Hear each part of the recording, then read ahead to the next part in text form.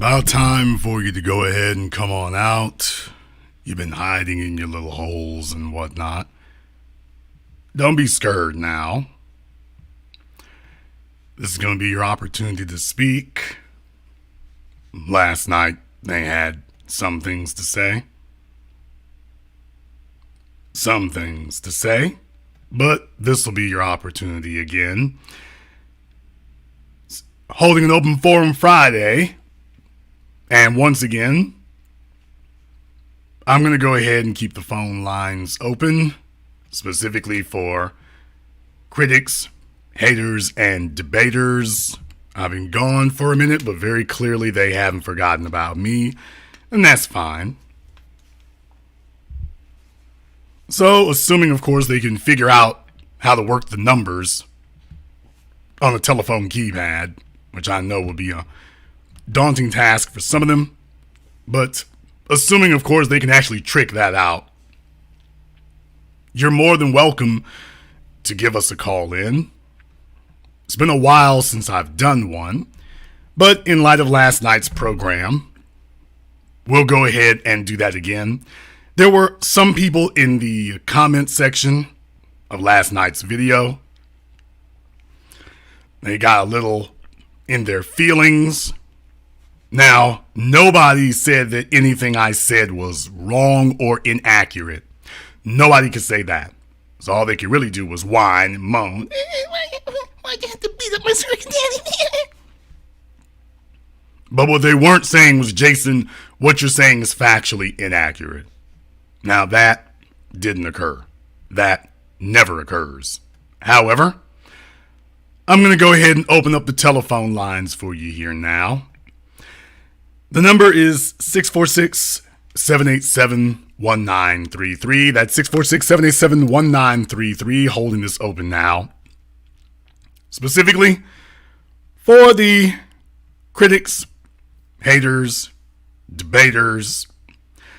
Got the phone lines open specifically for you so that you can go ahead and let everybody know exactly what your grievances are, by the way. And who knows, maybe one of you will actually get lucky. It hasn't happened ever, but maybe one of you will get lucky and you'll be able to show everybody something I've said that was factually inaccurate. If you're going to have yourselves a hissy fit, then of course we'll go ahead and give you the opportunity to substantiate that, because that's not easy. That is not easy at all. But you can tell everybody what you're upset about. And let's be very honest about it here. I give you a lot to be upset about. If you have failed at the task of achieving manhood, if you have failed at the task of being a respectable, mature individual, if you have failed at the task of being able to acquire the type of man that you think you deserve, if you failed at that, then I can understand why you would be very upset. Now, the bigger question, however, is there anything that I've said that is factually inaccurate, wrong, something that was in error? Is there anything like that that's been said? We live in a day and a time where people will say anything and everything in order to placate, build an audience, get people to give them money, get them to follow them. They find whoever they think is the best target audience they can, and then they just tell them that. They tell them that. And then you come here and you hear something totally different. You hear a unified ideology that isn't dependent on anything like that. You hear individuals talking about adulthood. You hear individuals talking about your responsibilities. I don't go around selling people on the lie that they can change other people. That's not how it works. What you do is you change yourself, and then other people are required to alter how they do things as a result. But that changing yourself thing is hard. It's easy to whine and moan at other people for something that you can't get. It's easy to do that. What's hard is to look at yourself and say, I'm the only source of a solution. That's hard to do. That's very difficult to do. Some people don't like it. For example, when I say things like bastard baby makers, they don't like that kind of thing. Even if it's reality, They don't like that. They're easily offended. That makes them feel even chicks who don't even have kids have a problem with that. They have a problem with being clearly stated to them what their situation is. They have a problem with that. They have a problem with someone being unapologetic about stating exactly where you find yourself and why you find yourself there. That's a hard thing for them to accept.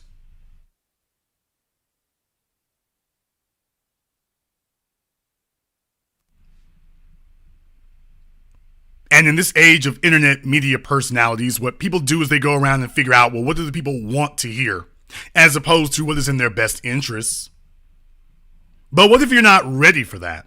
What if you're not ready for manhood? What if somebody telling you that as a man, you can't be broke and be in a commanding position? What if you're not ready for that? What if you were allowed by your parents, your mom, your dad, maybe both of them? What if you were allowed to be some overgrown ass teenager sitting around? What if you were allowed to do that and now it's necessary for you to become a higher individual and you can't? You don't have it. You entered the real world and you found out there are no Xbox controllers out here that you can pick up and grab a hold of, and your recreational time is able to hold you together. You find it out real quick and nobody prepared you for it. Well, then, if you want to hear somebody sit up and tell you, well, the females need to learn to accept your anime fetish and your manga collection and your Xbox console, and she needs to just respect that and understand that's your contribution to the world. Okay. As a grown-ass man, you're going to try to trot that out. And then when they show you through their actions, not their words, they show you through their actions that won't be acceptable. Now you're going to be upset. Now you're going to be upset. Now you're going to be mad. Now you're going to go look to see if you can find somebody, anybody out there who will back up what you believe. But that's not going to change reality. There's the one area where you have to actually give credit where credit is due. The women don't talk with their words, they talk with their actions. You do got to admit that one right there. While your black manosphere has failed to be able to get you to surmount manhood, you do have to admit one thing. The females, they don't talk with their mouths, they talk with their actions. They don't tell you they might do something. They just go ahead and do it. They will sit at home. They'll rub themselves down. They'll do this, that, and the other. They'll do that, but if you're not what they're interested in, if you're not doing what they want you to do, they respond with their actions, not their words. You got to give them credit for that. Got to give them credit for that. So tonight, like I say, I'm giving an open invitation here. You all can go ahead and share the program. Definitely you want to do that. For critics, haters, debaters, this is the Jason Let 'em Talk night. Some folks have been real upset because I've been allowing them to talk. Jason, let them talk, let them talk. Okay, I'll give them the opportunity to talk tonight. They can do that. They can go ahead and talk. It'll be fun to see. Let me go ahead and get caller from area code 224. You're on live with The Business. We got open lines for critics, haters, and debaters. And what are you critiquing, hating, or debating?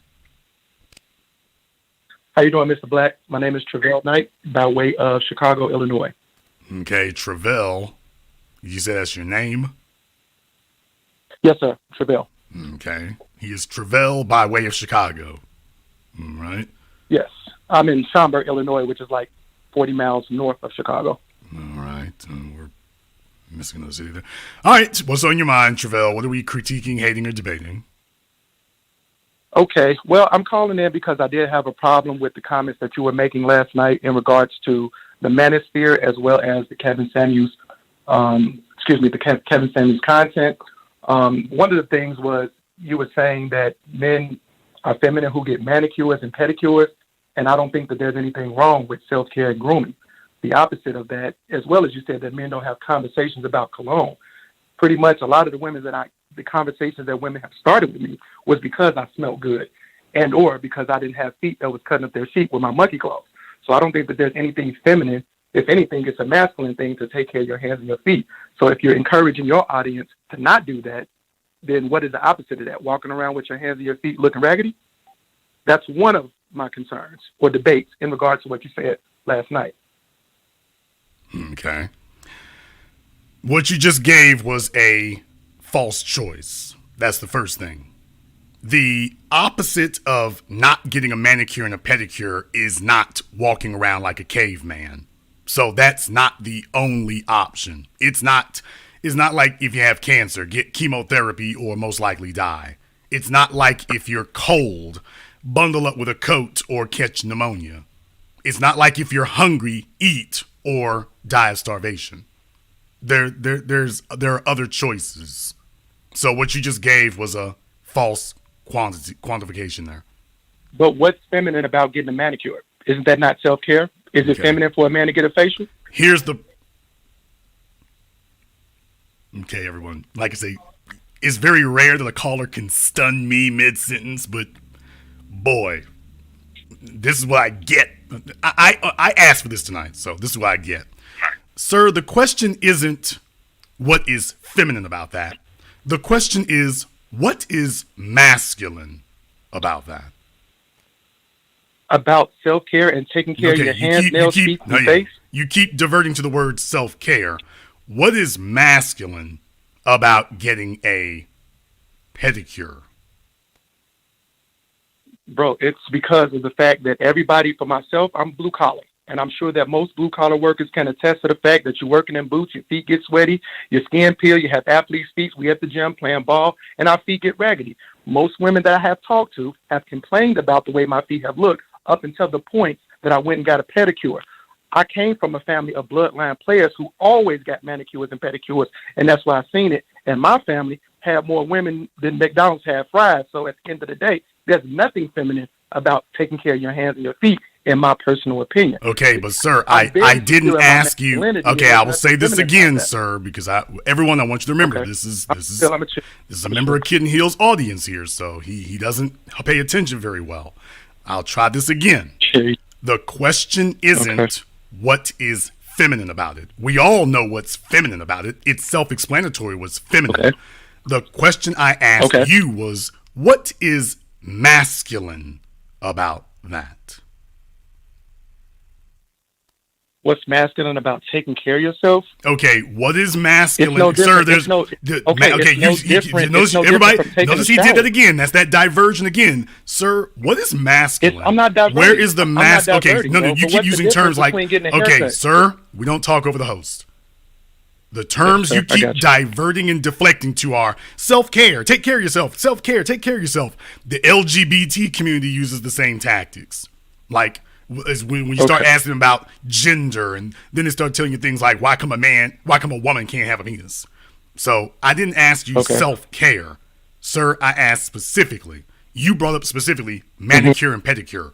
We're going to deal specifically with those things, not, quote, self-care. Okay. Because wearing a baseball cap can be self-care. Cutting your hair and combing your hair can be self-care. We're not talking about combing your hair. We're talking about getting a manicure and a pedicure. Sir, what is the masculine aspect of a man who is a masculine man getting a manicure, a pedicure, and you included a facial, by the way. Now, I'm going to come back to that facial thing, but I'm going to deal with the manicure and pedicure first. What's the masculine aspect of that? The masculine aspect of it is what, in my opinion, is that you're just taking care of yourself. You're being well groomed. There's nothing feminine about it. I can't necessarily articulate it to say that it's something masculine about it, but I can say that there isn't anything feminine about it if you're a man that's secure within your masculinity. Okay, there you go. There's nothing feminine about me. Well, now this is more LGBT. Do you all know he's using specific LGBT and feminist shaming words? Do you all realize he's using Sir, we do not talk over the host. You all know this. I want you all to take note now. Sir, you're acting very, very effeminate right now. I'm trying to help you. Back off the feminine energy. You're only making my point more for me. The more you keep acting so catty, I'm trying to help you out. By the way, this is what happens when you get manicures, pedicures, and facials. It makes you real feminine and catty. So if you want the first argument why you need to quit doing it, what you're doing right now, you're kind of proving my point. Brothers and sisters, do you notice he's using, this wasn't me prompting him or goading him. He's coming to the table using specific feminist and LGBT language, terminology, and tactics. He's trying to quantify manhood. Well, if you're secure in yourself, you would take care of me and my 5 kids. If you were secure in yourself, you would be okay with doing that there. Sir, you're saying the same. If you're secure in yourself, nobody said anything about kids. Why would you care if I slept with 130 men if you are secure, with yourself? Nothing to do with the argument. Sir, you're still doing it again. So nobody's never asked you Sir, you're still doing it again. By the way, everybody. But did you say the show was about letting the host talk? Notice how, sir, I'm pointing. Didn't you say the show was about letting the guest talk? I let you talk, and now I'm doing my job as the host. I'm articulating for people what you said, and then you're going to talk some more.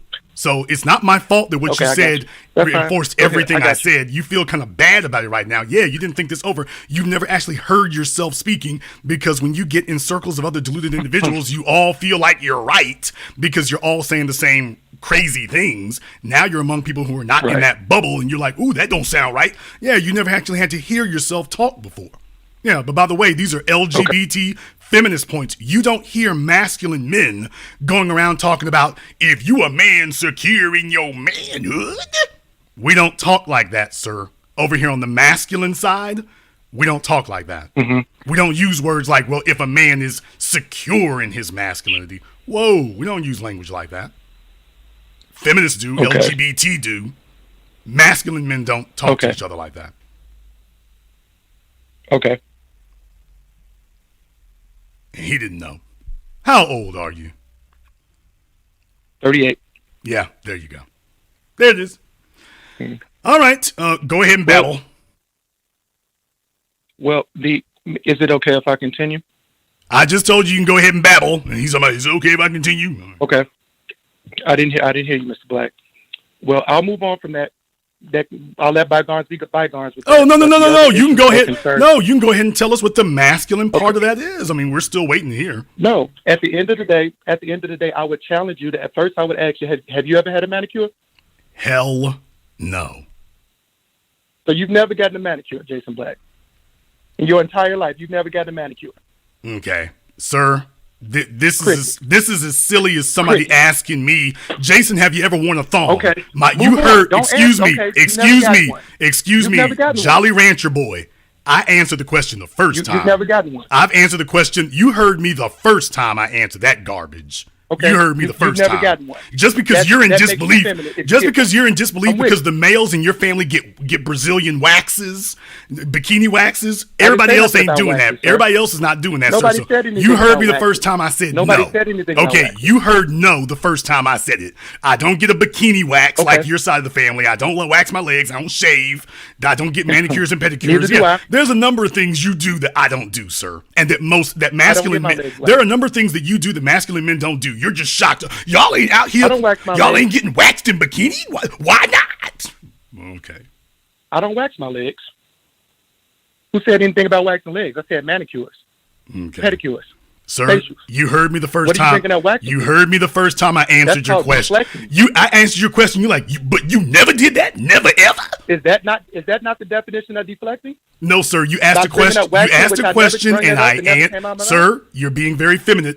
I answered your question, and then you went back. Really? You ain't never did that? Yeah, in your family, I'm sure there's a whole bunch of stuff you all are doing. You think you're being men, and you're not, and this is just shocking you. But sir, no. You heard me the first time I said no. And then he came back, really? You ain't never had your legs waxed? No, sir. Well, you paused and usually went, okay, all right, you got it. Okay. Yeah, when somebody's being silly and disrespectful, you heard me the first time I said no. So for you to ask me again is that's very disrespectful. You heard me the first time. It was a flat, stern no. And then you come back, never? Just because your mama had you spread eagle on a table somewhere doesn't mean everybody else is. So for you to come to me in disbelief, No, I'm it like, was my you're giving me all father, kinds of actually, insight but- into your home life, sir. That wasn't something for you to ask twice, because that sounds like you're fishing for a male partner. And I'm like, hey, bruh, it ain't that kind of No. party and never will be. I'm not here to be fished for. You heard me say no. Back the hell up. Give me 50 feet. Okay. You're right. My apologies.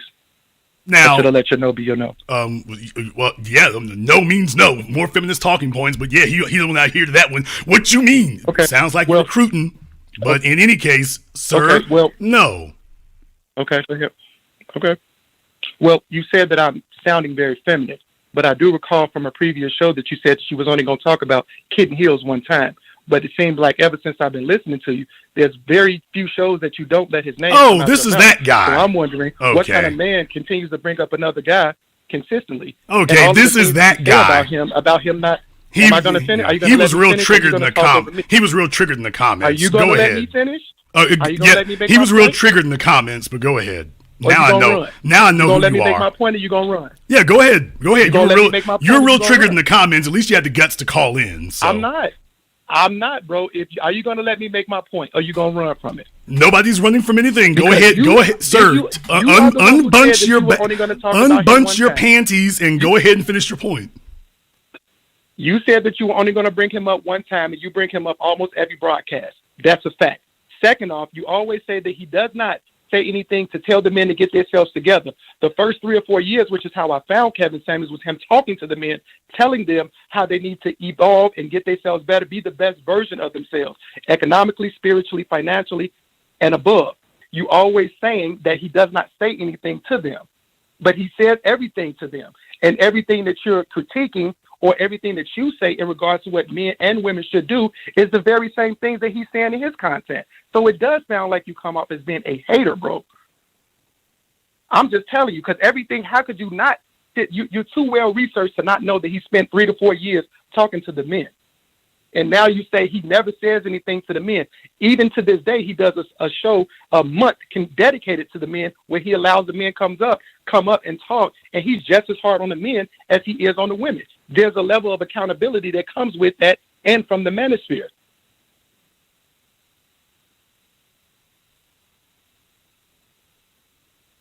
That's all I got.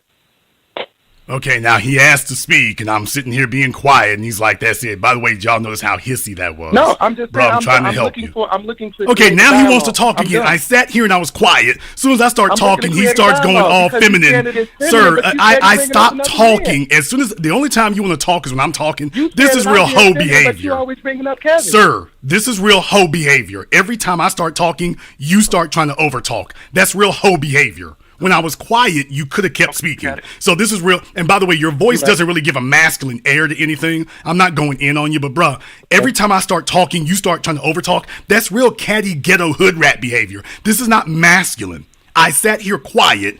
Okay. I didn't say anything. As soon as I start talking here, You you did. start doing that. So you said you got a bunch of women in your family. I know that's the problem is there's a bunch of women I said, and no I have a men. bunch of men in my family. Nah, bro, there's a bunch said men in my of family. there's a bunch of broads in your family. Your behavior is not masculine. That's something that you made up. Bro. No, You sir, just that's saying not stuff. masculine You never said behavior. nothing about women or bikini wax. That is not You masculine thought that up. behavior.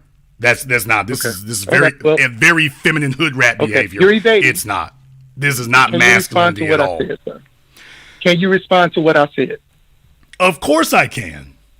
And by the way, talking everybody about it being already feminine? knows what I'm going to say. They already know what I'm going to say already. But by the way, for anybody wondering, they already know what I'm going to say. So, they already know. Then say it, because I don't. I'm new to the channel. Teach me. Don't worry, I'll wait. All right, here. There's one thing I would need to Exactly. find out. Cricket. There's one thing I need to Cricket. find out just so I can be sure here. Because, just for my clarification, I could be in error about something.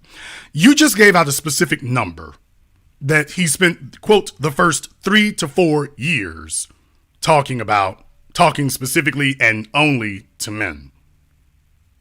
Right. Okay. The first 3 to 4 years. These are facts. The first 3 to 4 years, speaking specifically and only to men. That was the premise of the show. Did women ever call up? Absolutely. I don't want you to twist my words. That's all I'm saying. But yes, Okay, specifically the show was geared towards men and the manosphere. Yes. Okay. Well, that's a very phony statement to make because according to him and his sycophantic followers, it's still a man's show. Now. Yeah, absolutely. So in other words, that's claiming that there's been no change then.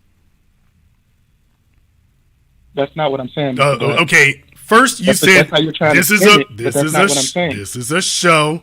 You said that he needs to This talk is to a the show men that was and tell the men what they directed need to do the about it. men, and now they're saying that it started as a men's show and it's still a men's show now. Absolutely. Right. But y'all have to understand, silly people who follow in cult-like patterns, they don't even realize when they're contradicting themselves. And when they do realize it, they resort to cognitive dissonance. They start fighting reality because they're married to what they're wrong about. So even when you show them that 2 + 2 = 4, they still start saying, well, yeah, I mean, but sometimes it's 5 and 6. And they still do the same thing. Bro, can you explain that to me, please? What am I doing that reflects that? What are you talking about? Okay. How long, you're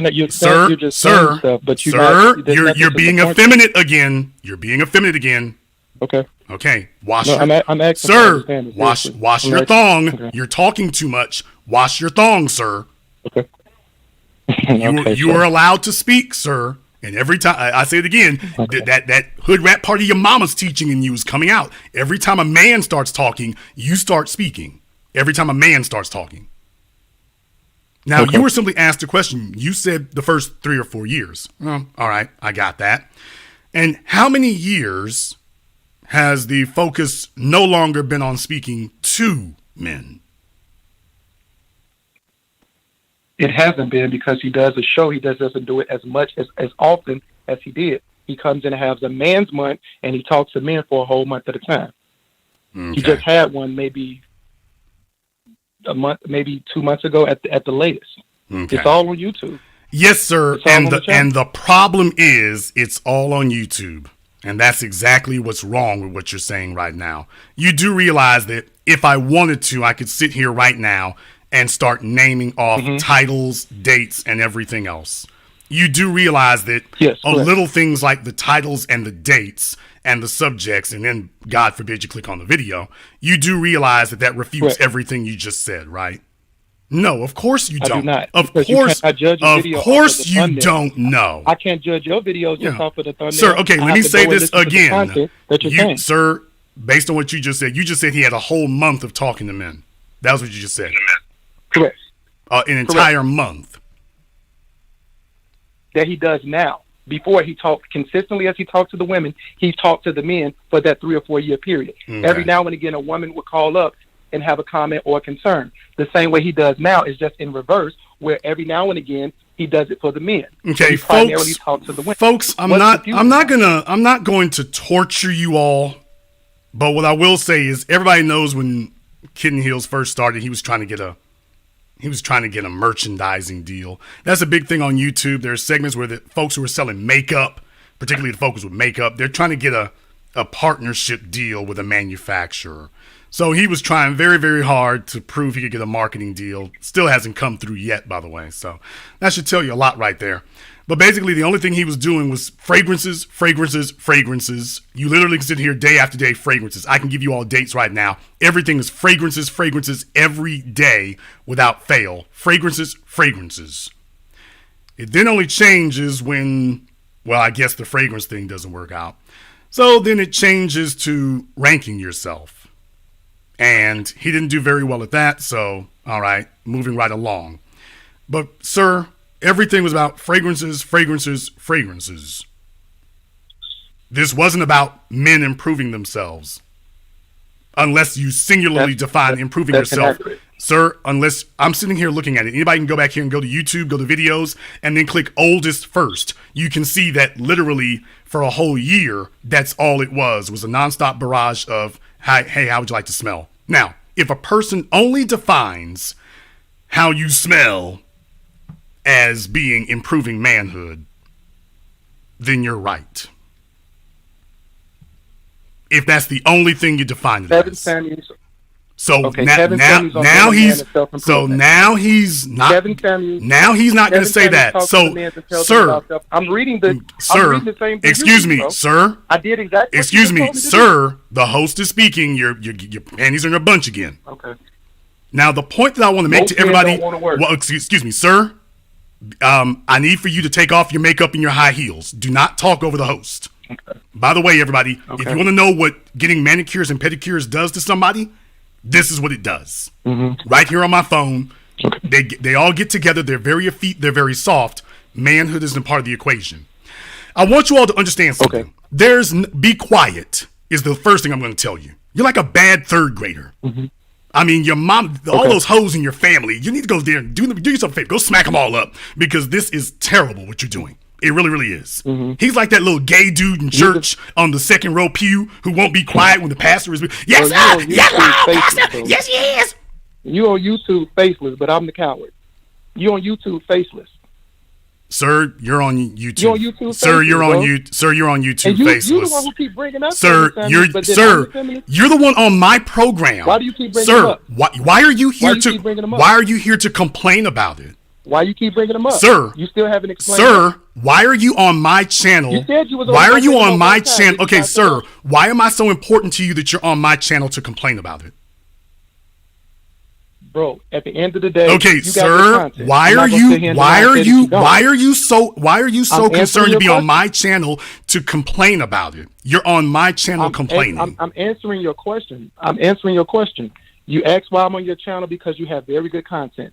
I'm not Okay, gonna hold you. sir, This is I'm just- smarter this is than just you. One of the things that I disagree with. Okay, sir, This it's is not just one of the things. topics that I disagree Understand something, you all. When somebody says it's one of the things, that's like saying, well, just because a man slept with another man, we disagree on one thing. No, we got some fundamental disagreements across the with. No, board. Mr. Black. If I heard somebody Okay, speaking ill of you that I sir, knew wasn't you're true, I going would to be come to you quiet and now while the host does his hosting. If you will not, if too much of your mama's hood rat energy comes through, if your thong starts getting displaced, I'm going to go ahead and silence you. So you've been told officially. I know you and your mama sit around trading hair care tips. You're going to be quiet in the presence of the host. Everybody's heard you ramble and prattle on like a girl on her cycle. They've heard enough. You've lost your entertainment value. Okay. Now the authority does what the authority does. Now, brothers and sisters, understand something. This is not about YouTube. So understand, the kitten heels, effete, lipstick, and lace-wearing audience will tell you that this is about YouTube. It's not about YouTube.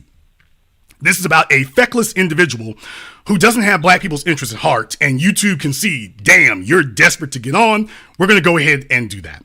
We're going to go ahead and see if we can milk that. So what you'll do is you'll hear nonsense like, well, we were talking to men, and then this, that, and the other.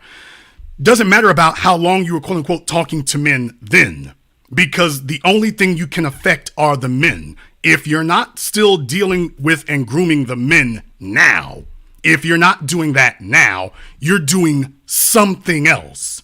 Because whining and moaning about females isn't going to change the females. That's stupid. It's entertaining to the Maury Povich, Jerry Springer sect, but it's not going to change anything.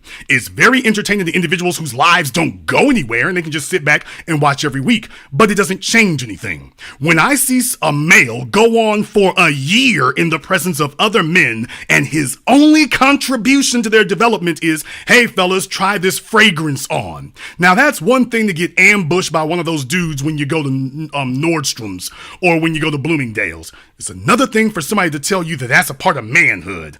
Fragrances are not a part of manhood. Neither is getting a manicure and a pedicure. Jason, what is the non-masculine aspect of getting a manicure and a pedicure? Because I let this prepubescent, effeminized drag queen on my phone here prattle on forever, and he didn't understand it. That's what happens when there's not a masculine man in the home. You know what's wrong with a man getting a manicure and a pedicure? A man's hands are supposed to be ready to work. is what a man's hands are supposed to be there to do. A man's hands aren't supposed to be there to be pretty, to be soft, to be coddled. That goes to your mindset. If I see your hands all soft and made up, then I know damn well when the stuff go down, a fight break out, there's work to be done. Don't call your little fruit booty Jolly Rancher ass. You ain't gonna do nothing. You're gonna be too worried about chipping a nail. Over here in the world of masculine men, we fix pipes, we fix cars, we fix roofs. We don't have time or interest in a manicure and a pedicure because our hands aren't gonna stay in soft enough condition long enough for that damn thing to matter. That's the problem with it. It would be a waste of our time and certainly a waste of our money. But this effeminized millennial metrosexual half of LGBT dudes out here raised by a bunch of hood rat hoes don't understand that. So to them, the having little squeaky shoes, if y'all thought that was harmless in the 80s, this is one of the children. Having little squeaky shoes is manhood. Getting your nails done is manhood. Getting the right cologne is manhood to them. Put him in front of a flat tire and this nigga's gonna have a conniption. That's what's wrong with you guys. There's nothing masculine about that. And having a bunch of females comparing notes. First of all, you should feel some kind of way if you're sitting next to a broad at an establishment and she's getting the same type of care you're getting. You're supposed to be looking to your left and right and saying, I'll be damned. How the hell, why are there so many females piled up around here? You're supposed to be saying to yourself, you and her both got your legs cocked up in the air while they're doing your toes. A man's supposed to understand, something's wrong with this. This isn't supposed to be me, but understand, if the hoe is in you, then when you doing hoe stuff, you're okay with that. And you have complete non-awareness of what you are. And by the way, to everybody here, this is how a man explains that. I didn't give my opinion. I didn't give my perspective. I didn't give feminist talking points or masculinist talking points. As a masculine man, my hands have to be ready for work. My hands are primarily for work, not for show. Females' hands, females are for show, sir. Since nobody told you this, females are for show. Females are the show horse, or the show ponies. Men are the work horses. So the females can sit there with the manicured nails and the fake eyelashes and makeup. There's all kinds of things that females do that men ain't supposed to touch because we have different functions. You go sit over there and burp the babies. You got time to do your hair and your nails because my workhorse ability has provided that for you. If you and I are both competing for who gets to sit in the manicurist's chair, guess what ain't getting done? Work. That's the same if I sit in a barber chair. And this is why they call me the authority. I wear a hard hat to work. I wear a hard hat to work. Sir, I get my haircut every day too. But I still go and get my hair cut. Sir, the only time you would wear a hard hat is if you were doing your imitation of the Village People. That's the only time you would wear one. All right. But by the way, what of what I just said? Okay, sir, what of what I just said? What of what I just said is inaccurate? Silence. By the way, everybody. By the way, you want to hear about silence? I asked him a question. Pause of silence. Yeah. Even he knows. Sir, what of what I just said is factually inaccurate? You want to know the thing that I learned from Kevin Samuels? Sir, what of what I just said is factually inaccurate? And you're deflecting and you have the need to be right. Sir, what did I just say that was factually inaccurate? About getting your hands done. About you got to be ready for work at all times. It's the same thing. I made the analogy that, hey, when I get done working, I go and get a haircut. But come Monday morning, I'm putting a hard hat on and messing up my hair the same way I do. Sir, you don't work with your head. Excuse me, you dumbass. You don't do manual labor with... Are you trying to say you do manual labor with your head? Negro, what are you, a porn actor? No, I'm giving you an analogy. No, that's not an analogy. Work, so you don't need to go get a manicure. We don't do manual labor with our heads. I guess whenever you're doing gay LGBT adult films, maybe you are. Sir, you don't do manual labor with your head. You do manual labor with your hands. You're trying to say that you do manual labor with your Absolutely. head? And what is the manual labor you do with your head, because sir? I work with chemicals as well. I also wear gloves because I work with chemicals as well. You all understand, this is Kid and Heel's audience. He just sat here and told you all that, yeah, he doesn't want to muss his hair, that's the same as doing manual labor with your hands. Understand, this is how pathetic it is. I'm not saying sir, that. I'm saying that, okay, hey, I sir, know I gotta get a here's haircut, what you're going to do. You're going to be quiet. Okay. You already have made a big enough fool of yourself.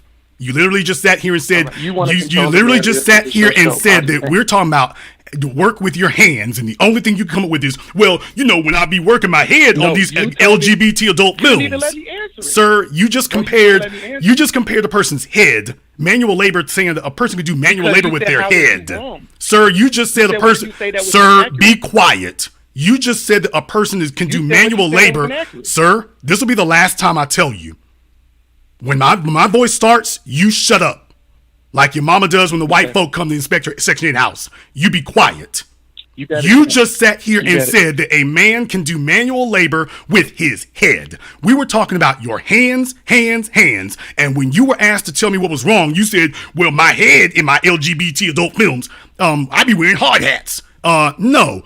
What part of your head is doing manual labor, sir?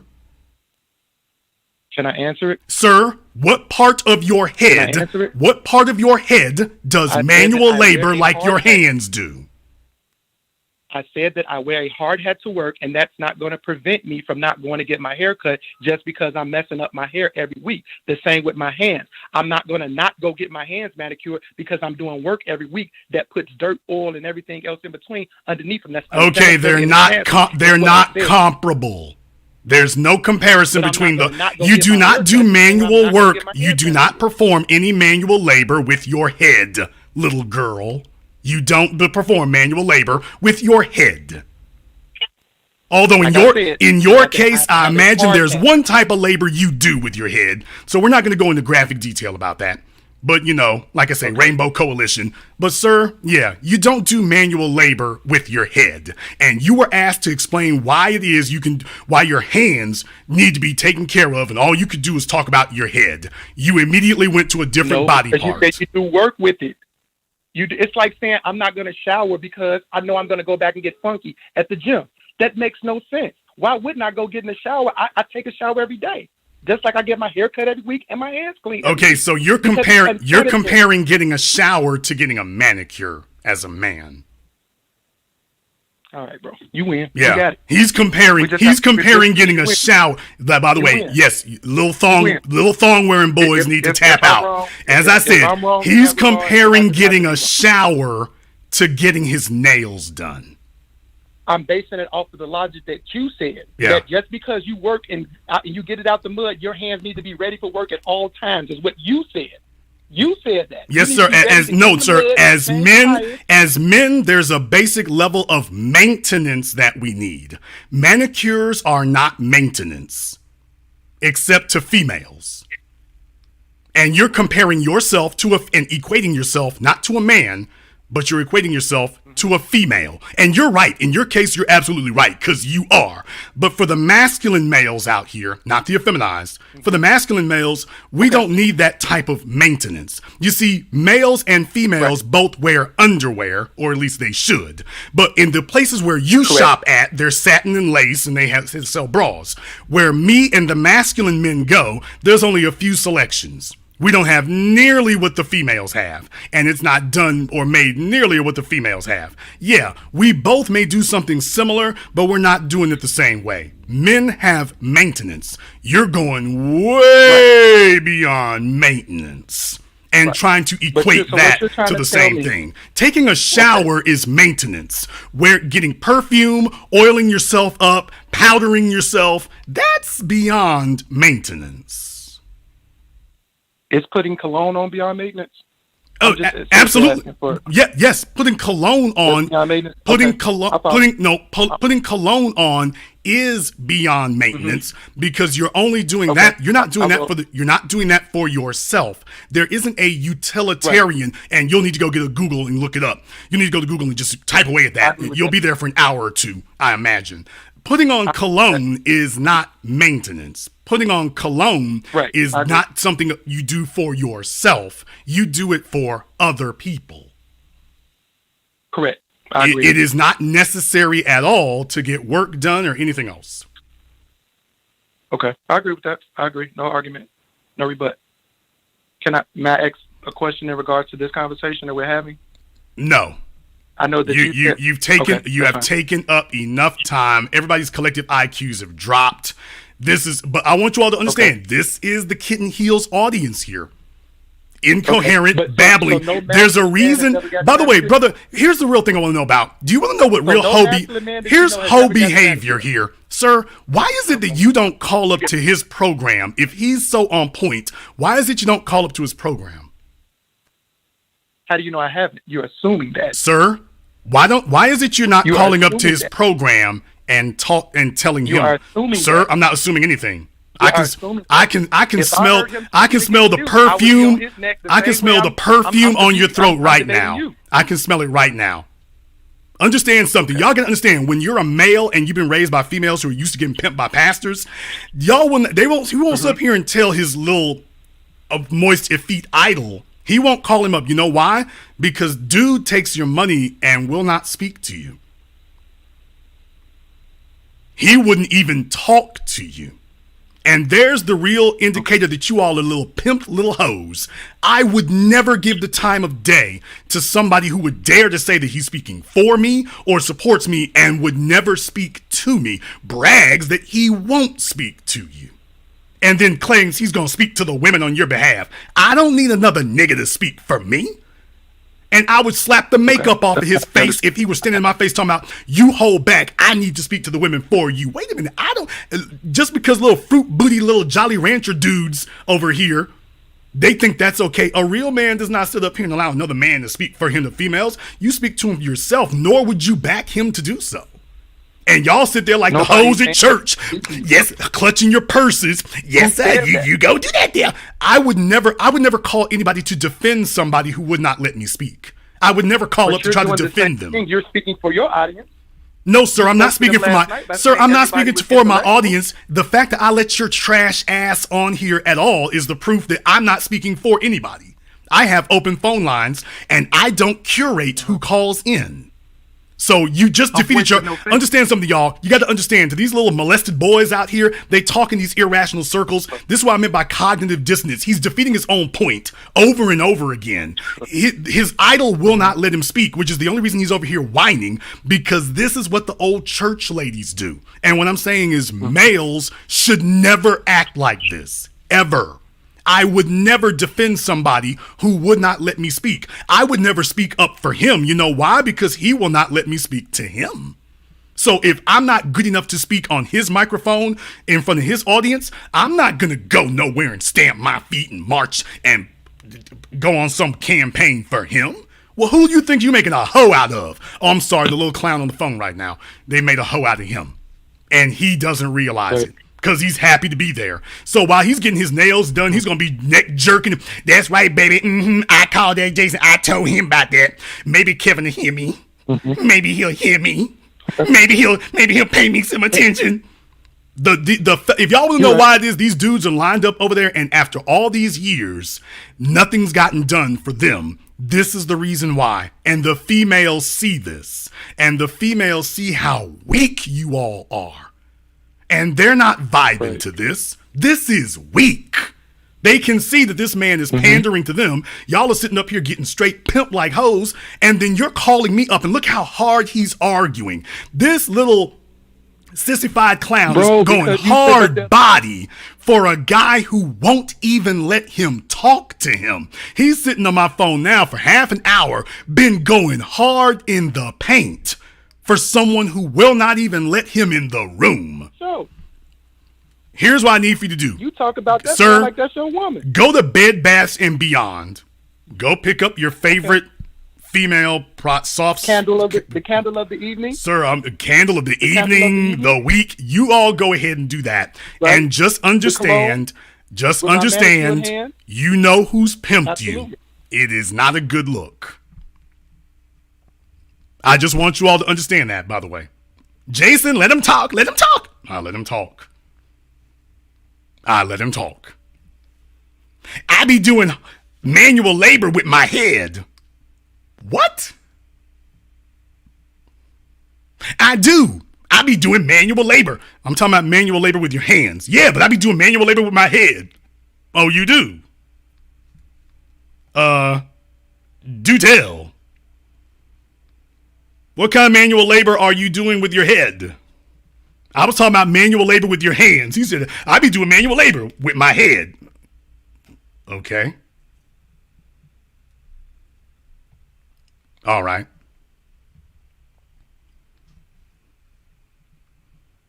Someone explain to me where these new niggas coming from.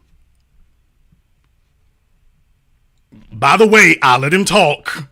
I didn't sit up here and chop him up. I let him talk. I let him speak. And by the way, you know this just like a hoe. Every time I started speaking to you,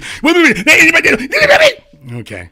Yeah, that's who's raising these fellas. If you want to know who the audience is, that's who's raising them. There you go. Hey, how many of the males listening to me right now, how many of you are all going to go get lined up to go get your manicure and pedicure based off of what that guy just said? You listen to the tone of his voice. You listen to how soft he speaks. How many of you are going to sit here and say, hey, Jason, the masculine move is to go get my nails and my toes done now? How many of you are going to sign up for that? Go ahead. Let me know.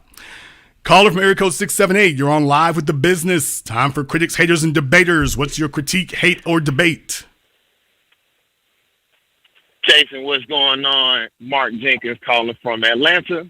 Mark from Atlanta. I just got one small thing that I want to... I'm sorry, go ahead. Yeah, Mark from Atlanta, what's on your mind? Yep, I got one small thing that I want to debate you on. There was one broadcast where you said that a man needs to demonstrate the ability to his woman to turn $1 into $2. Do you remember that? I say that all the time. That's not one broadcast. That's not one broadcast. That's the constant code and the principles I've tried to teach you all. So yes. Cool. And I agree. I agree with that part. My debate is that's not enough. And I hear a lot of times people online talking about all these different things that men in our community can do, trucking, things like that. Well, I believe that what we do with my company and what we teach people in our community to do blows that out the water. Okay. Right? And I believe that one and two is not enough. Sir, okay. 1 in 10 is more sir, like it. Okay. Here's the point. This is a distinction without a difference. I didn't say that the limit needs to be $1 into $2. I'm saying that if you can turn $1 into $2, then it obviously holds that you can turn $1 into 10. But I got to start you somewhere. So it'd be nonsense to say you start from $1 to 10. No, let's start you. Show me you can turn $1 into 2. And then you should have confidence you can turn $1 into 10 or $1 into 100. So it really goes without saying. It doesn't need to be said. If anybody needs to explain that, then that person's too dense. So I really don't understand why this phone call was made. Thank you for giving us a call. Though, let me get caller from area code 912. You're on Live with the Business. What's your name? Where are you calling from?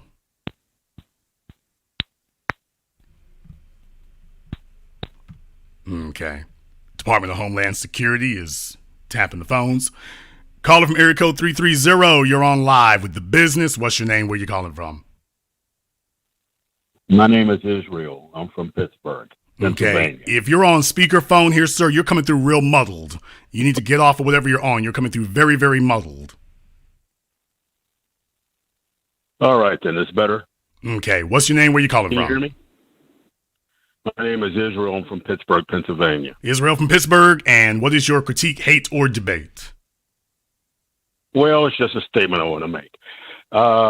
I've been listening to your content only recently, and I found it important. We need black media. And that's something I was always hoping over the years would happen. I don't have the means to do it. And now you're doing it, and some other people, the authority, whatever. So you're doing good still. Nobody did a better takedown on Tammy Lauren than you did. Other people tried. It was out of the park, especially the dragon analogy at the end. I sent that to a lot of people as a learning tool. I mean, so I give you credit for that. I also give you credit. The other platform, what was that? The might makes right. You could still even add that to future stuff because that's really the basis of the dominance of society, how they actually operate. And I know that from my own experience. The reason why I'm calling you in is I assiduously do not ridicule my own people, even if I don't always agree. If you look at the dominant society, they have all these different organizations, the Proud Boys, the KKK. They're various, but they don't beat up on each other because they have one common goal. What? Now, this brother, I don't care if he sells perfume, whatever. I support the brother, do good. I listen to some of his content, but it gets redundant because I can see the same stuff going to Cleveland. I travel on my job, and I can go to Cleveland, Youngstown. That is all over the place. Okay. And we got in the interest of time, because I had the little thong boy on for a minute there because I wanted to prove a point. In the interest of time, however, so your point is that black people you shouldn't criticize other black people, is your point, correct? No, not entirely. If you came sir, out okay, gay, sir, once you start waffling and once you start splitting hairs, you start destroying your own argument. Everybody just heard what you just said. Sir, you're not gonna talk over me at all. You're gonna put the crack pipe down and you're not gonna talk over me. You're not gonna start your bullshit okay, sir, I'm not gonna argue with you either. I'm hosting my program. I'm hosting my program. Just because you got drunk on a Friday doesn't mean that you can sit up and be that. Okay, sir. I'm going to say this for the last time to your drunk ass. Be quiet. I'm not drunk. You're drunk and high. I'm be not from quiet. Louisiana. I'm from Pittsburgh. Okay, that's proof that you're drunk and high. Neither one. Sir, be quiet. You made a statement. The audience needs to have a coherent line of thought through statements. You're incapable of doing so. My job as the host is to make sure that occurs.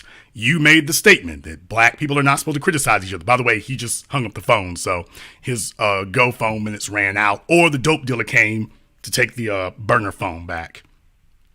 Let's be very, very clear about something. Let me go ahead and help you all out right here. For anybody who's going to try to call up and say black folks shouldn't speak against each other, let's be very, very clear. First of all, he just talked about the Proud Boys. The Proud Boys speak against the Democrats every damn day. They speak against Joe Biden every damn day. White folk do that every damn day. Donald Trump and them, they do that every damn day. Fox News was set up to speak against white folk when they're not speaking against black people. So that's a little fantasy that these clowns have in their head to try to defend themselves and try to deflect away from reality, because reality is very, very damning to them. Next, let's be very, very clear. They might be your color, but they're not your kind.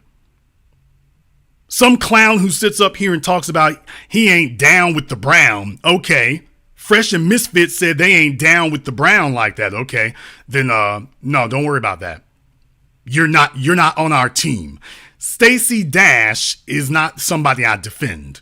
No, once you declare yourself to be against us, you're a part of the dominant society, and you get responded to in kind. When you start talking about blackness as a negative, just understand some of these fruit booty ass kissing little boys out here who are sitting on the internet, they'll sit up here and talk this garbage until they get their asses in a bunch. And then next thing you know, they're going to turn to the blackest thing you found. So you see, they'll sit up here and defend these clowns on the internet, speaking negatively about black folk until they get themselves in a bind. Then all of a sudden, they're going to want somebody speaking up for being black. Then all of a sudden, they're going to be hard body about it. Kitten Heel sat up here singing the praises of Thomas Sowell. Sitting up here talking about how great white women are. If there's no black women available, get you a white woman. And that wasn't the way he started with it, by the way. So when you say that, you're not black anymore. No. Black is an identity. Black is an identity. You don't get to sit up here and say, I can talk trash about black people. and then I need to get the protections of being black. Oh, no. Once you attack the clique, it's on, nigga.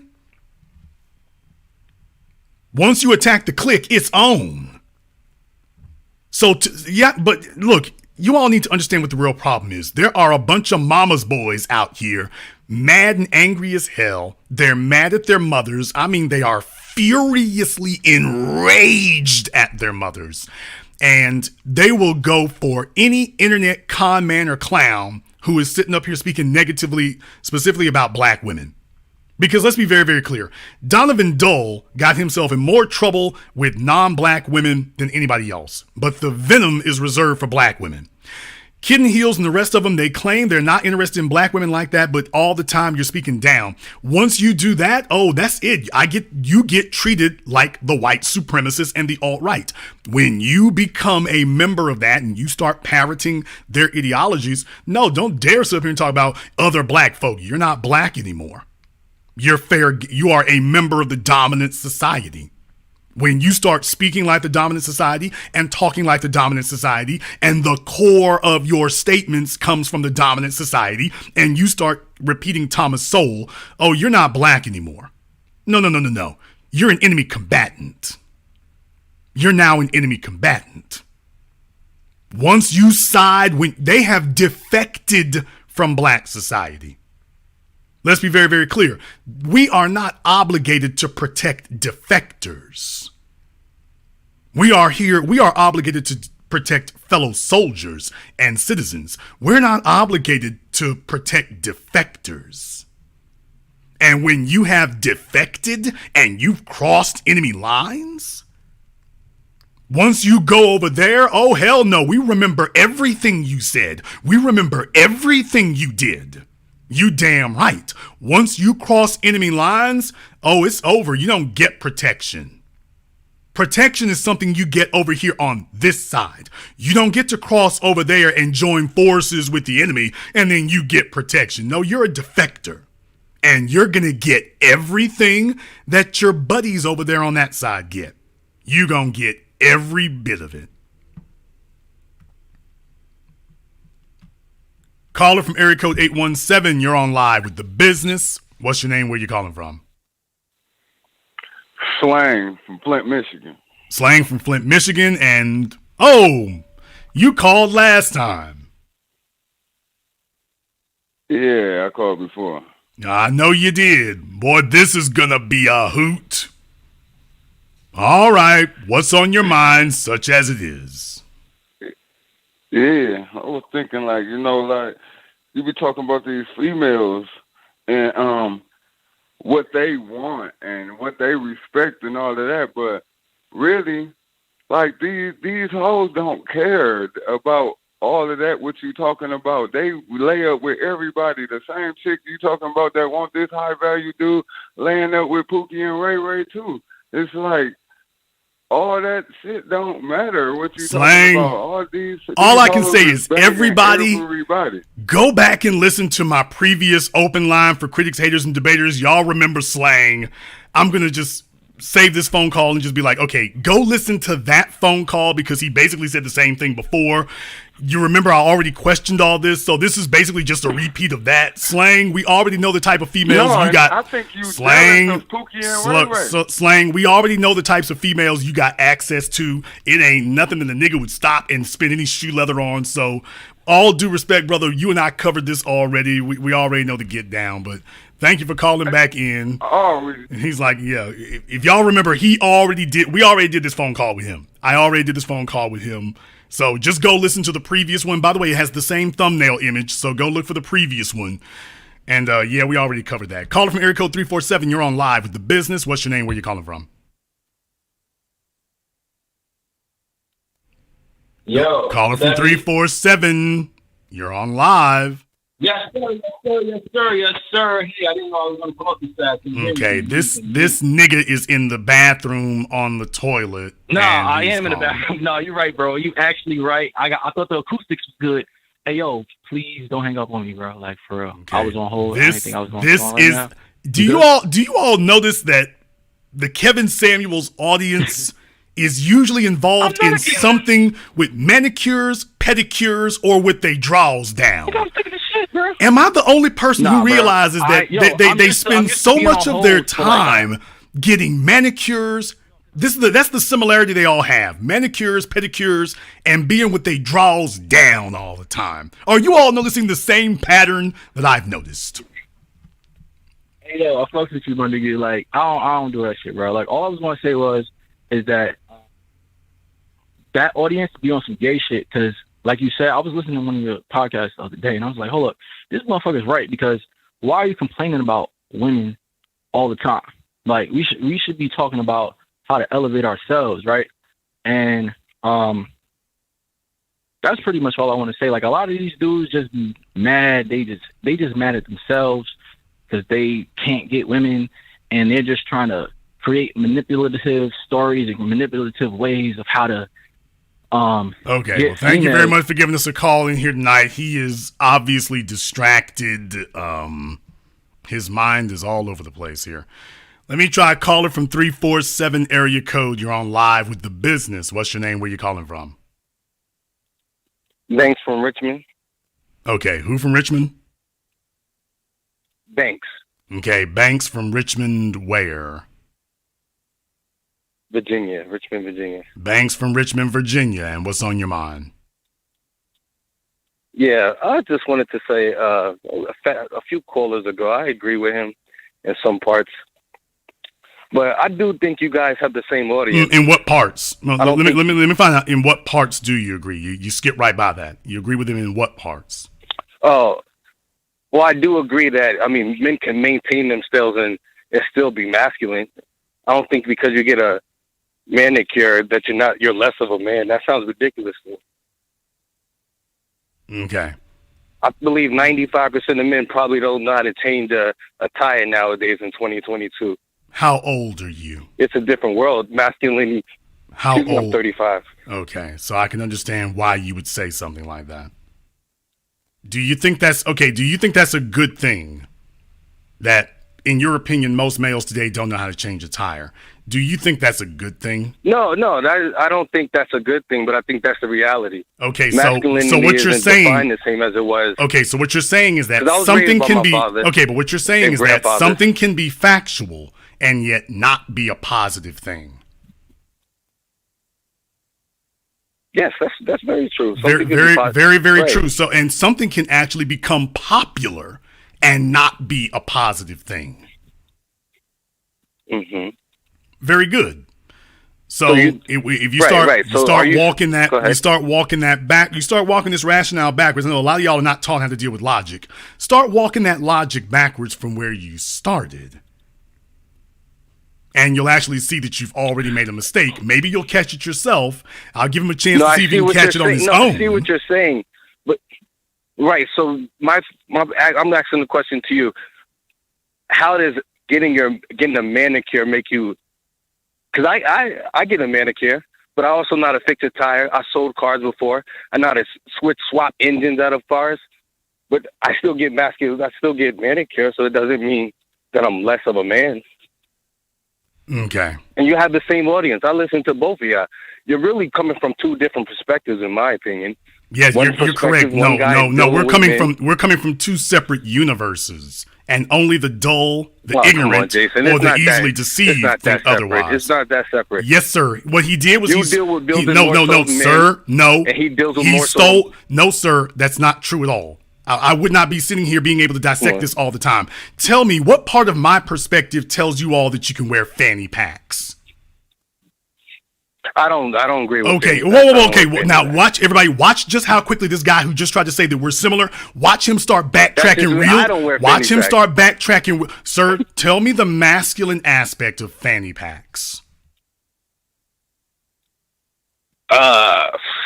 Well, I don't wear fanny packs. But, but you just said so there's no similarity. I'm just giving my so there's no most similarity. Of the people that do wear fanny packs, there's a pistol inside of them. Okay, sir. Then there's no. Okay, sir. I don't know what the hell you're talking about, but that's just a lie. So just stop it. Don't get out here lying. All you're gonna do is destroy your credibility. What are you talking about? You're gonna destroy your credibility lying. We don't do that here. Don't get on the phone lying. That's not helpful. So Okay. what do you think people are Sir, keeping, especially younger I asked people? you What a do you think they're keeping question. the fanny packs? Sir, I asked you a question. Go ahead.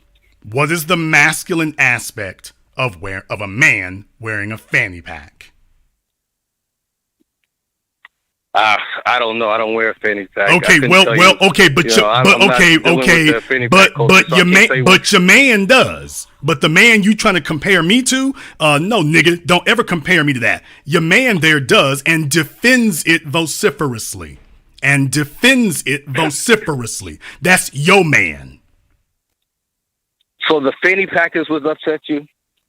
No, sir, I'm saying that's one thing Do you believe in family building? Excuse me, sir. It's one thing if you take one thing in isolation. I know that's a big word for you, but it's one thing if you take something in isolation. I'm constrained, is that part sir. of the entertainment? I can string together a number of different things, manly. sir. Incense, candles, fanny packs, manicures, pedicures. How much more do you need to see?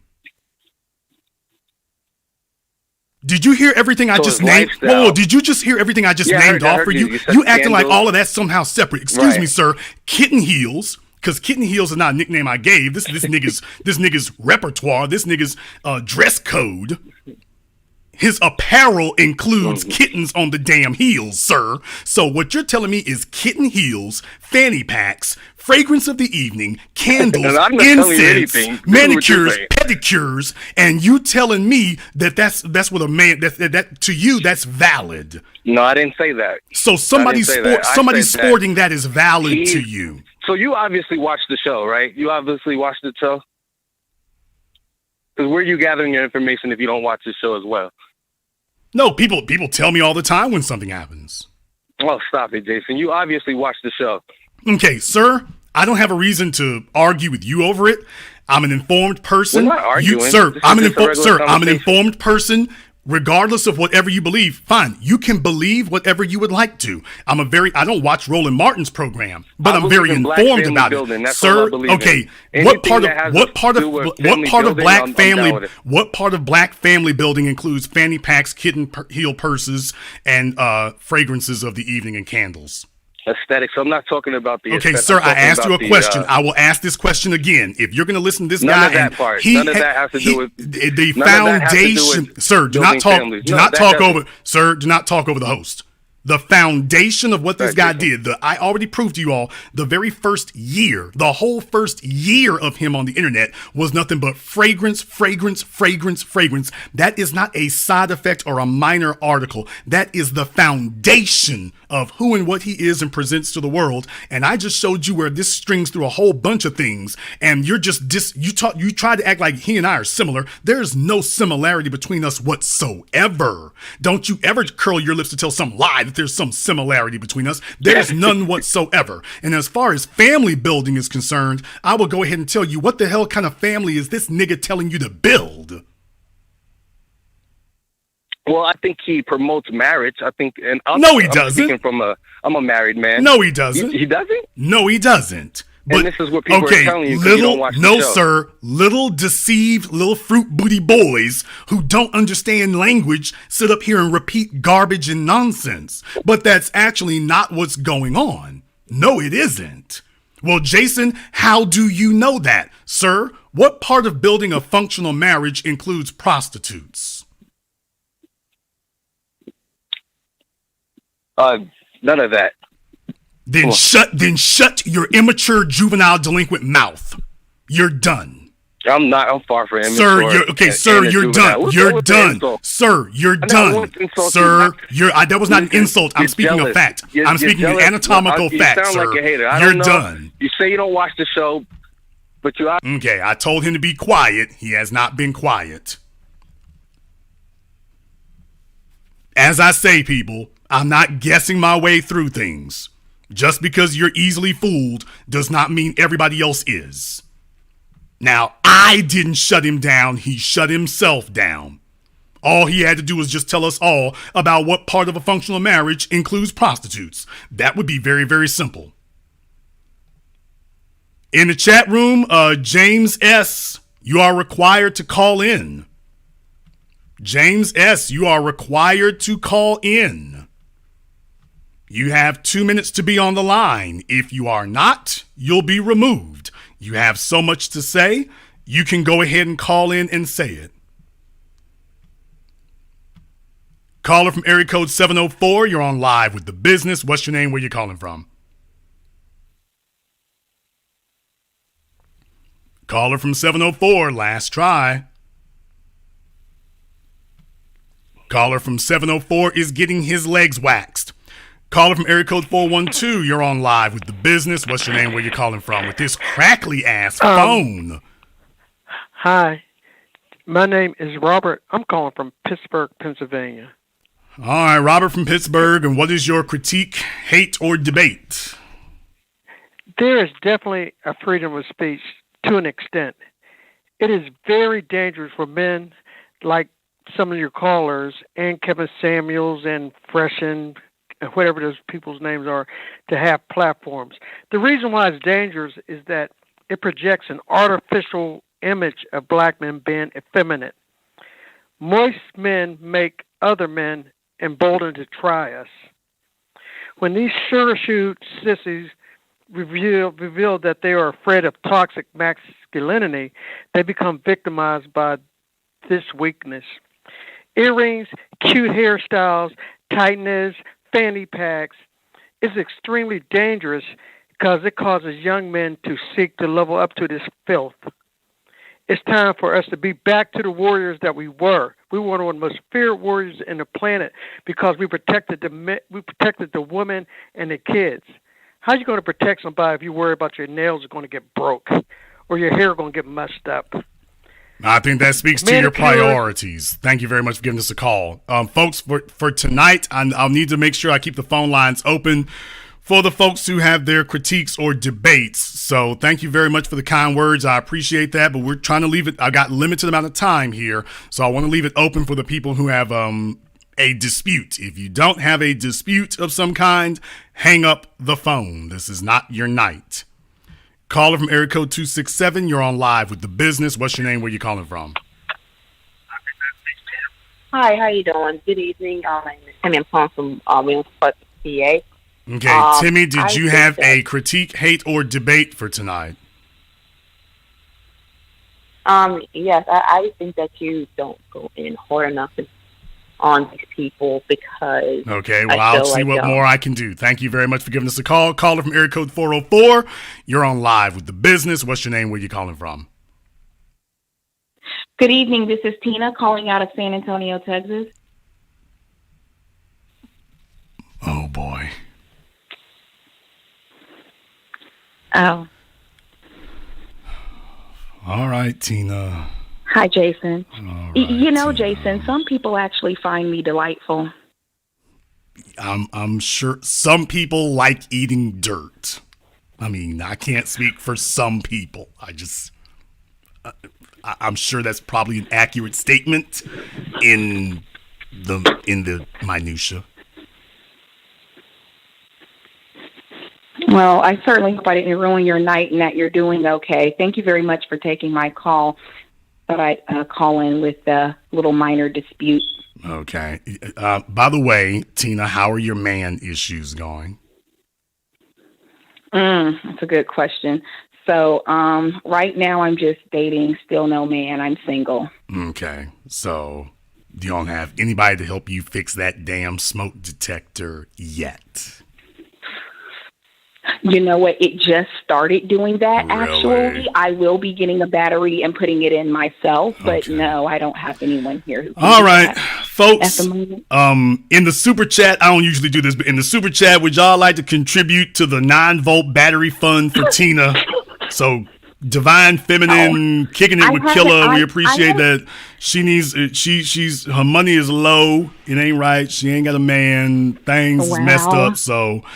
Yeah, if y'all want to contribute and see if we can help her with the 9-volt battery fund, because I want this to show up publicly, so I'll give y'all an opportunity to do that, because Tina's struggling out here. It ain't good. Is she struggling? It ain't working. Tony ain't returning the phone calls. Tony is exercising his options. Really? Tina has tried to get back out here in the sexual marketplace and is looking like Save-A-Lot. When she first was out here, it was looking like Macy's. Now it's looking like Save-A-Lot. So, you know, she going through some things. Wow. I understand. No, they can save their money for a worthy cause. It's fine. I've just been busy. Thank you. Okay, she been too busy to change the smoke alarm. All right, Melanin Antonio, I see you there. Okay, Divine Feminine, she got you. Oh, D said a 4-pack. D said a 4-pack. He's like, he don't want to hear from you for a minute. D said, I don't want to hear from her ass for a minute. Get a 4-pack. Get a 4-pack. He's like, yeah, this will hold you for a minute. Dijon, my man T231 Flex. Yeah, he's like, he sent 20. He's like, yeah, you buy you a few packs just so we don't have to do this anymore. Y'all, I'm going to have to do this like Salvation Army. When they call in now, I'll be like, okay, let me throw something a little bit extra. Tommy Felix, he's like, yeah, baby. Okay, yeah, because we don't just need a battery fund. We need a battery fund and a ladder fund. The ones who got that, they need a ladder too. I have that already. Thank you. Can I do my dispute now? Well, damn it, Thanks, use it. Everyone. Can I do my dispute now? All right, Tina, what's your dispute? Okay, it is a minor dispute. I feel as though you underestimate your insight into women, specifically Black women, and to be more specific, I'm referring to your comments or the comments I've heard on your program when it comes to weeds.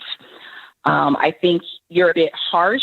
Now, do I believe women need to have a natural, healthy head of hair? Of course. However, your comments on weeds, it clearly shows me the little insight I think that you have when it comes to Black women and Black women's psyches and things of that nature. I currently wear my natural hair, but I used to wear weaves. And, you know, if I go on vacation, I might throw another one in for braids. I don't know. But, you know, we have that autonomy. I think as women, we have that license in terms of controlling our feminine appearance. How did black females look way more feminine before the 21st century? How in the hell did they do that with zero weaves in use? They were still straightening and putting chemicals in their hair. Okay. How were they doing? Okay, but they didn't need a weave. But they didn't need that though. They didn't need to stick in and sew in and glue in somebody else's hair. They were able to make it rock with their own. Is what you're saying? You said before the 1920s? Is that No, before said? the 21st century, ma'am. Before the 21st century. Okay, yeah. No, in the 20th century, they were weaving up their hair as well. Ma'am, if you don't, Tina, just stop it. I'm not going to let you sit here and lie. It's, as far as maintaining a healthy head of hair as an African-American woman, it's not just as easy as 1, 2, 3. Okay, Tina, we're not going to sit here and pretend nobody's mothers or grandmothers were putting weaves in their heads before the 1990s and the rise of rap music popularizing that garbage.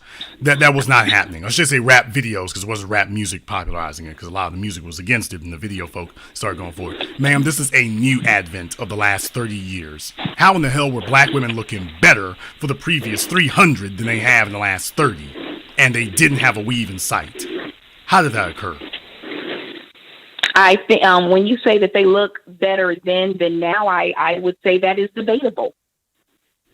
Are you a man? Are you a man? And I know that's a tough question, but I got to ask it. Are you a man? No, I am not a man. Okay, then who are you to decide if the women looked better before now? Who are you to decide that? I find it debatable. Okay. I am no one to decide debatable. With what authority? Who are you? Who Tina, are you to decide that? Excuse me. With what authority do you speak about what makes a woman attractive? I do not have that authority. Okay. And what authority do I speak? I speak as the men who are the only people who can mate with a heterosexual female. So what I think is the only thing that matters, because the women are not looking to snuggle up with you. So it doesn't matter how great you think they do. If the men think they look trash, guess what? They look trash. The only way your opinion counts is if there's a chick looking to snuggle up, that same female is looking to snuggle up with you. Then your opinion matters. Well, I do know that women, even with weaves, with or without, but even with weaves, there are women with weaves or that wear weaves that are still wives. Okay, there are also And I don't mean there are wives, also just wives dudes. of anyone, but There I are mean wives of also producers. dudes who color their hair who are husbands.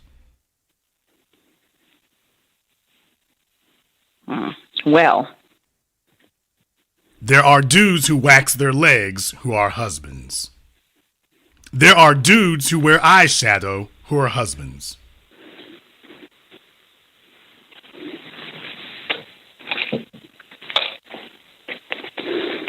So I would like to sum up with this. At this particular point or stage in my life, I am 100% for us women wearing our natural hair. Like I said, I wear mine now. So I want to make that very clear. With that being said, obviously, as a Black woman, I can relate to the weave and understand the weave trend, because the fact of the matter is, Jason, not if you were to, like, just in my experience, when it comes to femininity and what is accepted as femininity, it's usually long hair, don't care, this, that, and the third, and we can look completely stark different, without it. And like I said, I'm about embracing our natural hair. We're talking. Okay, Tina's going on a bit long. Okay, Tina, you're going on a bit long. Are you want to argue with me there? Okay, Tina, don't talk over the host, you size 16 sow. Negative. You don't talk. You don't talk over the host. Don't have me mess around and put a damn ear tag on you and sell you at market for beef. Let's not play that little game. You can have your opinion of what you think of other females, just like I can have my opinion of what I think of other males. I did not say that the problem with manicures and pedicures is how they look. I never said it was an issue of how they look. I said, let's take a look at what a man does. As men, we look at functionality. I never said whether a guy's nails look a certain way is the issue. It's not masculine, because as men, if we're actually doing what we're supposed to be doing, then we ain't got time to worry about nails getting done like that, because we're supposed to be too busy working. And if a fella got time to get his nails done, then I know the work ain't getting done.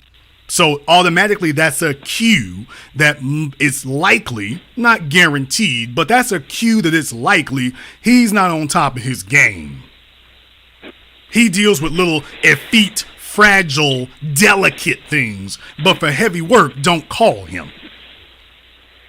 So when I look at his nails and he's telling me he gets a manicure and a pedicure, and I see him at Bed Bath & Beyond looking around for new stuff to buy, I'm like, okay, he's not the one I call. So you see, that's not my opinion of aesthetics. I'm not judging him based on how he looks. I'm judging based on, well, I know that only a certain type of person does this. As men, here's what we're supposed to be doing as workhorses, and what you're doing is counter to that. If you're worried about your nails, then you're obviously not prioritizing the work. You see, getting scars and cuts on your hands is a sign of progress and accomplishment for a man. When I see him avoiding that, then I know, you're not really going to accomplish very much. So I have to make a decision whether or not he's the kind of guy I want on my team. Now, as far as how they look and what is, quote, attractive, the females have to speak on that. As far as what accomplishes masculine responsibilities, now I can speak on that. So you can lobby and register whatever little thoughts or opinions you want to about what you think is acceptable or not. The real problem is going to be whether or not you can get any men to sign on and become your protector and provider. Now, when you can do that, then you might have some validity. But the men have spoken and spoken clearly. We have already said what it is we want. And all you're doing is showing, well, I don't want to do that. Well, yeah, but remember, how you do one thing is how you do all things. If a female is sloppy and disorganized about her hair, then she's sloppy and disorganized about other things too. Chirp, chirp. Yeah, if she's sloppy and disorganized about something as basic and rudimentary as her hair, she's probably sloppy and disorganized in many other basic areas of her life as well. May I interject, please?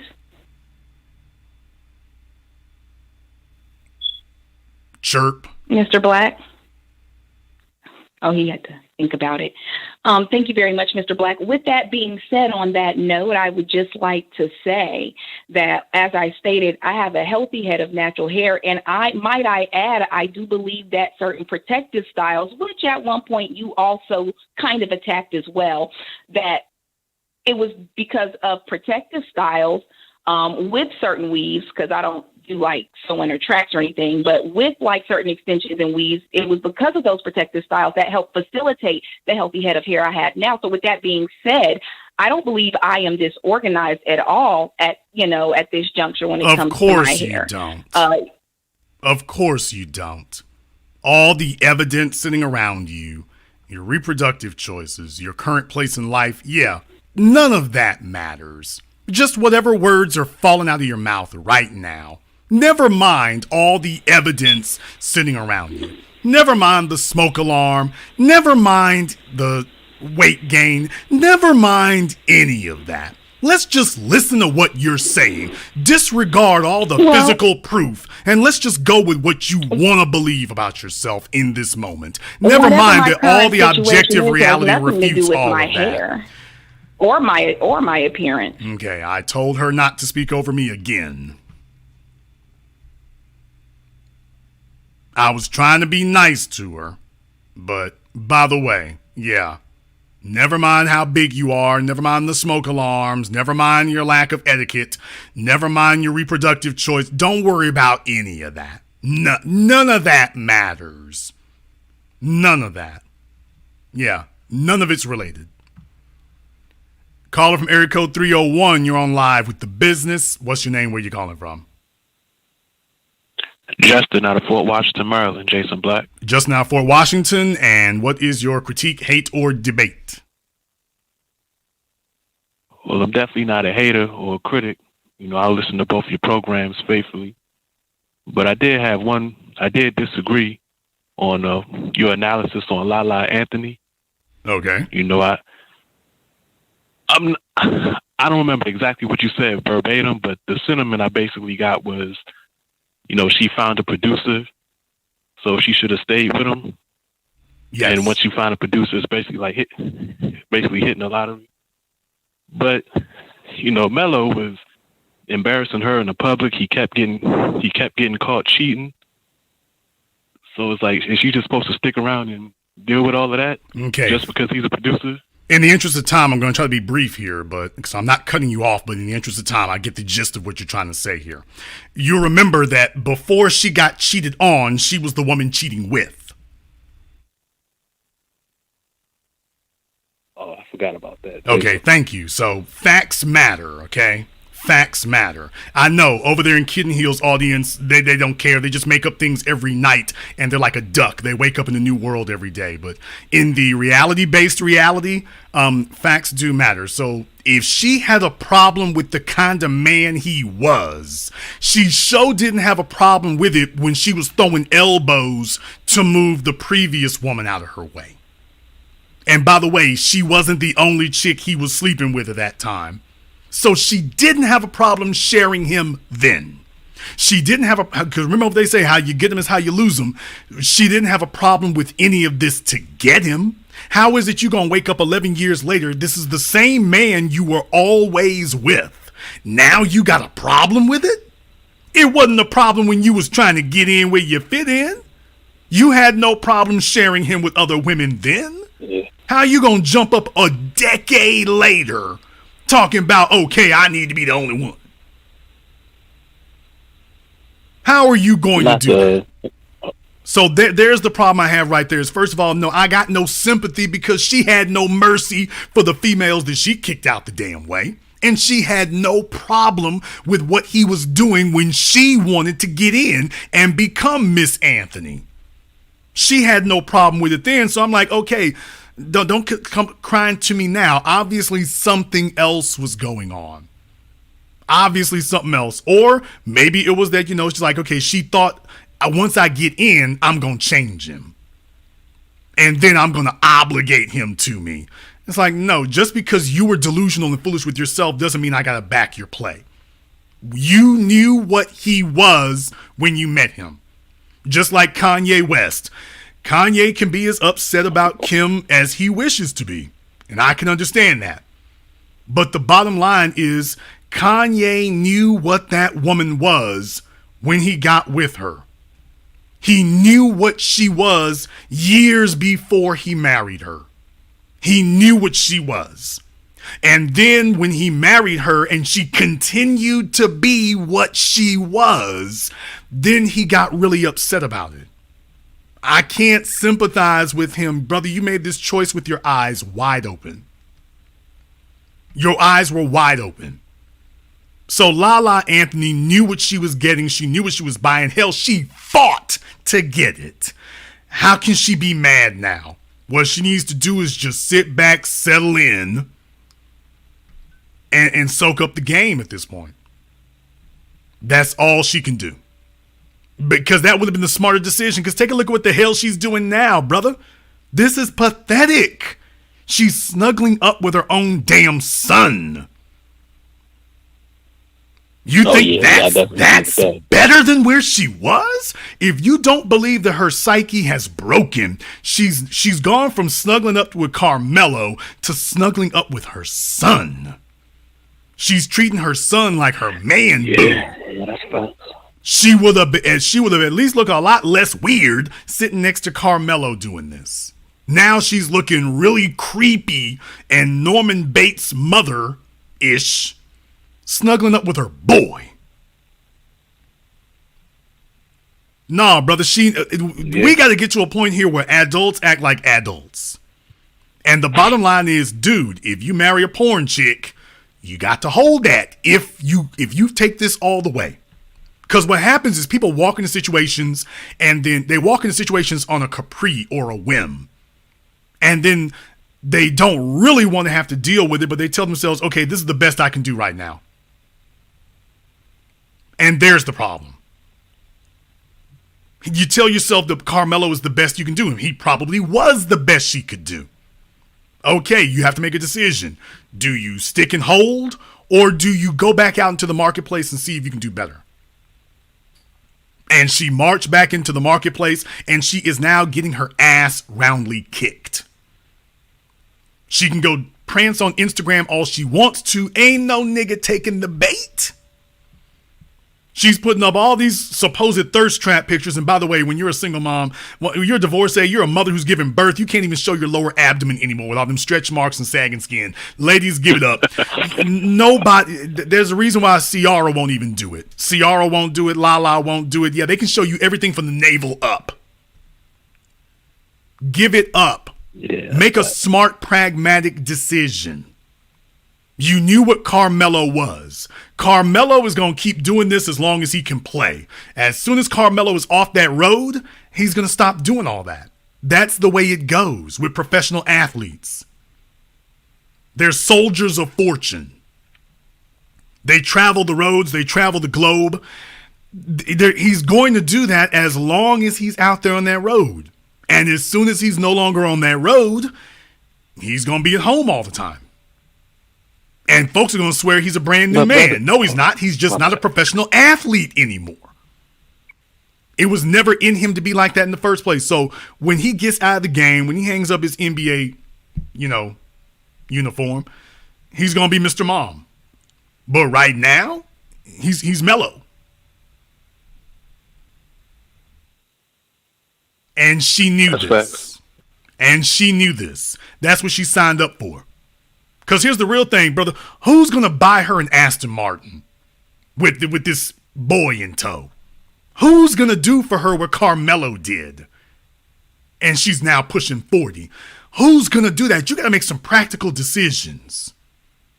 You have to be practical. I taught y'all life is messy. But if the only reason we give a damn who she is because who she was married to. And she loved it as long as it was elevating her. It's not there anymore. And what I would do is just sit her down and say, look, yeah, I know he's doing some stuff you don't like. You need to make a practical decision because he's going to be valuable after he finishes playing. If you attempt to throw him away, who are you going to replace him with? She's sitting on Instagram and doesn't notice how creepy she looks. How weird she looks. Snuggling up with her damn son. So all the people who told her, go ahead and divorce Carmelo, none of them are here to hold her up now. None of them are here to hold her up now. Now that all of this is happening. You see, folks will sit up here and will talk you into giving up your marriage, giving up your relationship, giving up this, that, and the other. None of them niggas are going to be here to hold you down after you do that. Let's be very, very clear about that. No, I did not support Kanye marrying Kim. Then again, it wasn't my choice to make. But I didn't support it because I'm like, dude, you're falling in love with an image, which is the kind of person Kanye is. You have these artistic people, they fall in love with imagery because that's the world they live in. Dude, you're going to find out that having is not so pleasing a thing as wanting, as Mr. Spock said on Star Trek. And when Kanye finally got this woman who was on all these magazine covers, there was this period of euphoria and it's great. And I got one of the baddest broads on the planet, even if she's half plastic. Okay. And then the image wore off. What they call hedonic adaptation. Hedonic adaptation. And it wore off. Once the honeymoon was over and it wore off, now you got to live with the real damn woman. Now you got to live with the real damn woman. And I want y'all to get familiar with hedonic adaptation. You're never going to stay high forever and you're never going to stay low forever. You're actually going to baseline out again. And when he did, he could see her for who she really was. And then he's like, I'll be damned. I know I can do better than this. Yeah, but you married it now. Now he wants to have a mulligan.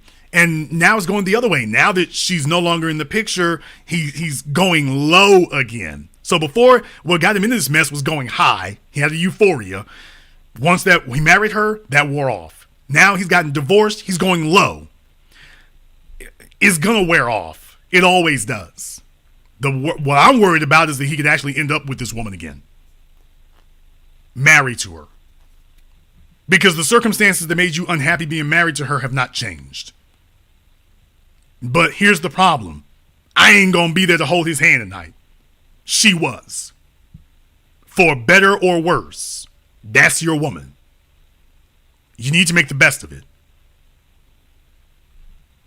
Lala, for better or worse, that was your husband. He gave you the lifestyle. Because understand, if she was doing that to get Carmelo, how many other niggas was she sitting up here spiderwebbing with? How many other niggas, if she got an NBA athlete, how many other athletes had her stretched out? Let's be real. This wasn't no none. How many other dudes had her triple X-rated spread eagle? How many others? I'm not judging Lala on that. What I'm saying is, Lala, when you go in it, baby, you got to be in it to win it. And winning it is not getting married. Winning it is holding him. Carmelo wasn't going nowhere. He was never going to leave her. Never. Well, there were other women. Yeah, but everybody knew he wasn't going to keep any of them. This was the woman he was going to keep. This is it right here. Now, could he have done better? Sure. Brother, was he violating some codes? Absolutely he was. Brother, he was violating codes. The answer to divorce him? You better be careful with that one. Because now she's looking for a new producer. And everybody who told her, you can do better, girl, you ain't got to accept that. You's young and pretty. You can do better. Tell me where all those cackling hens at and all those LGBT magazine article writers, where are they tonight to comfort this woman while she sits at home alone? That's my answer.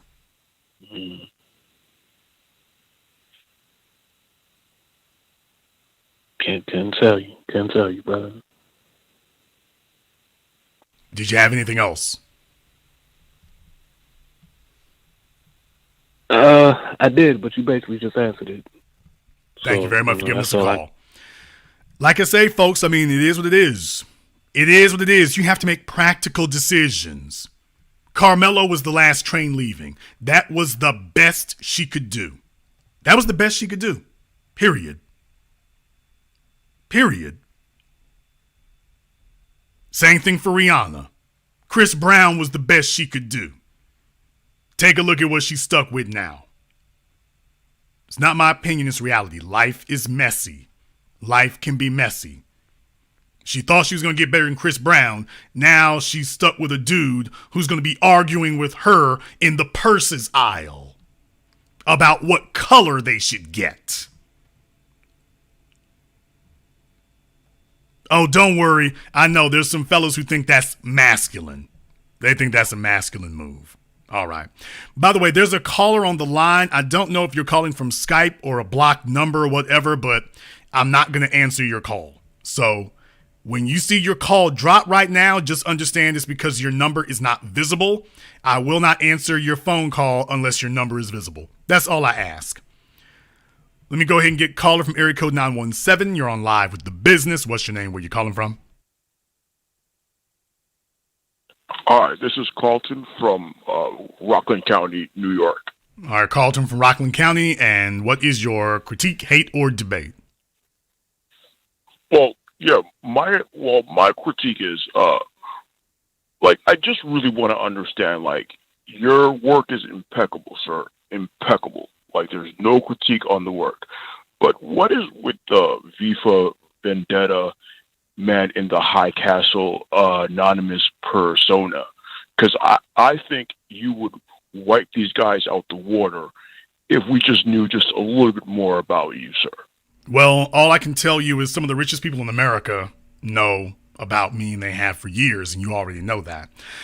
Second of all, you're correct. It is a persona. It's nothing beyond that. I mean, remember, I've had, films, and people have paid thousands of dollars to meet me in person. So if I was trying to, quote unquote, conceal myself and was worried about that, I would never allow people to just pay to meet me. I've had entire rooms full of people who've met me in person. So it's really not that big of a deal.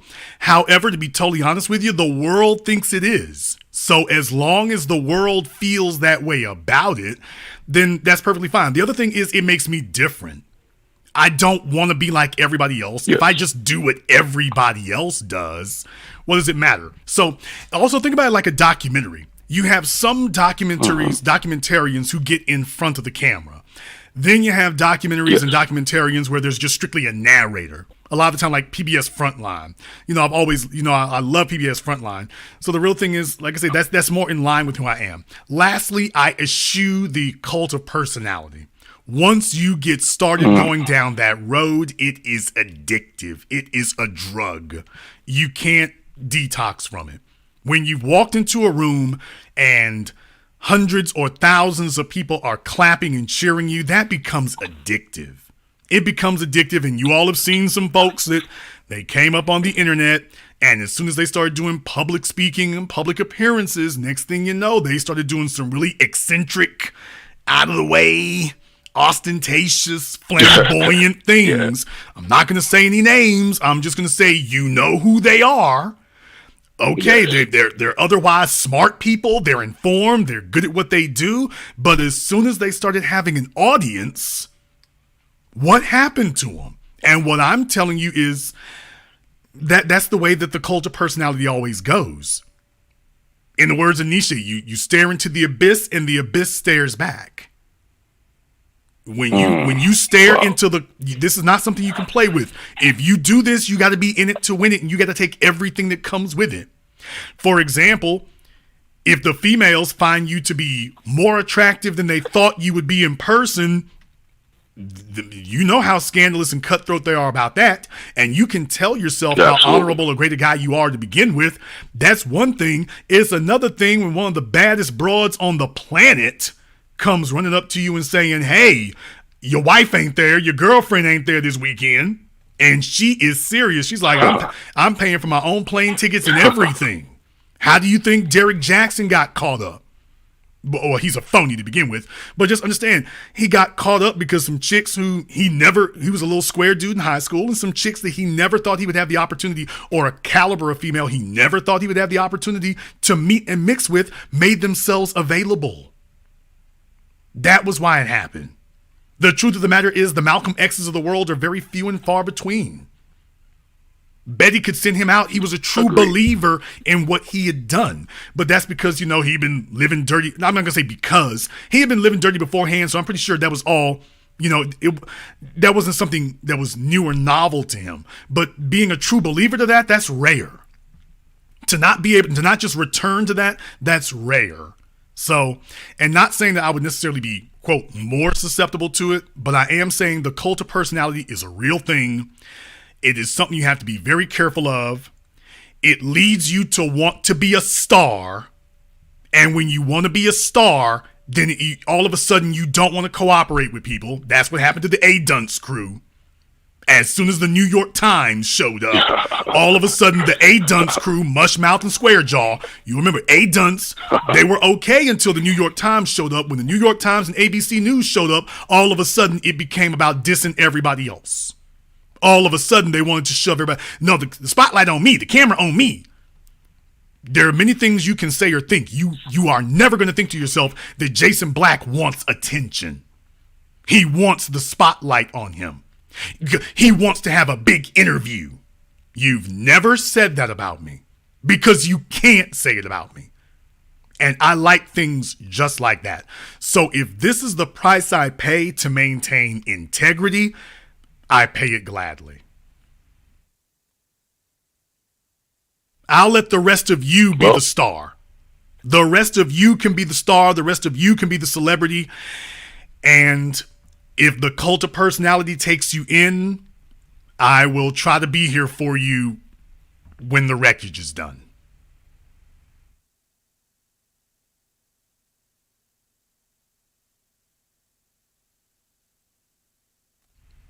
Did you have anything else? Well, sir, that was clear and concise. That's why you are the authority. Perfect framing. Thank you, sir. Thank you very much for giving us a call here tonight. Let me get caller from area code 682. You're on live with The Business. What's your name? Where you calling from?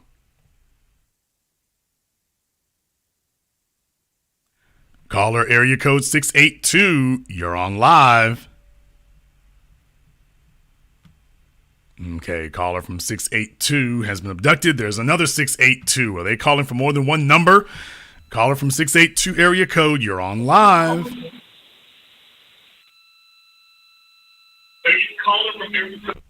Okay, caller from area code 682 hung up, so obviously they are very worried and very concerned. Department of Homeland Security got them. Caller from area code 313, you're on live with The Business. What's your name? Where you calling from? Yeah, Jason, this is Vaughn from Detroit. Vaughn from Detroit, and what is your critique, hate, or debate? Well, I was following Samuel since his days with BGS, and he was just a voice in the crowd. So when he broke off on his own thing, I was kind of surprised. I was kind of following him at the man stuff because, I was looking for better grooming. But when it flipped, I went my separate ways. It wasn't for me. Now, I didn't watch him. I kept hearing about him. And other people started talking about him. And now other people are eating off of him because they posting his stuff or critiquing his stuff. He has 1.5 million followers now.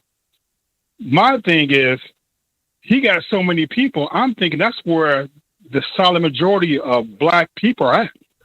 Where his mindset is at, where his followers are at, that's where the majority is at.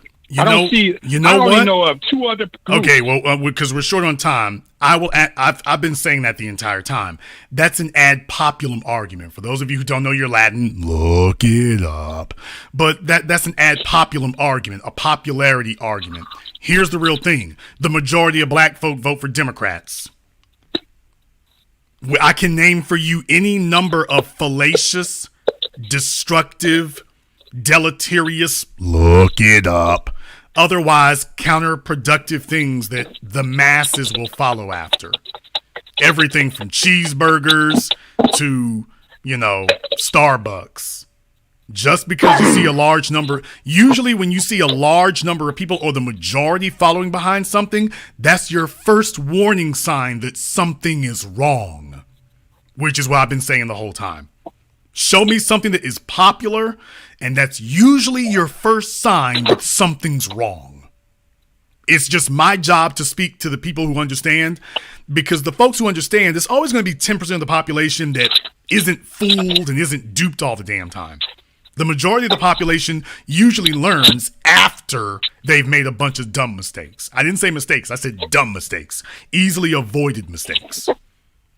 But that doesn't change the fact that I recognize it.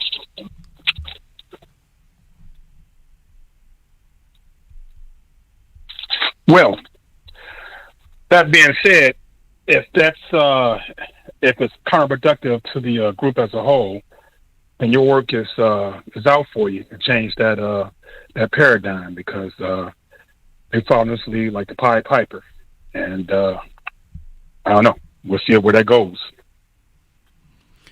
Thank you very much for giving us a call here. Let me get caller from area code 610. You're on live with The Business. What's your name? Where you calling from? Hi, good evening, Jason. I'm calling from Pennsylvania. My name is Carlos. Okay, Carlos, from where at in Pennsylvania? Reading, PA. All right, what's your critique, hate, or debate? Possible debate. I've been listening to you for quite some time, and I don't want to compare you to Samuels. It's no way in hell. Nobody can do that comparison, but I feel that at the core value, you guys are almost speaking the same points. I understand that you haven't listened to him like yourself. You have been getting like secondhand information, but the brother does kind of like push for marriage and the structure of family.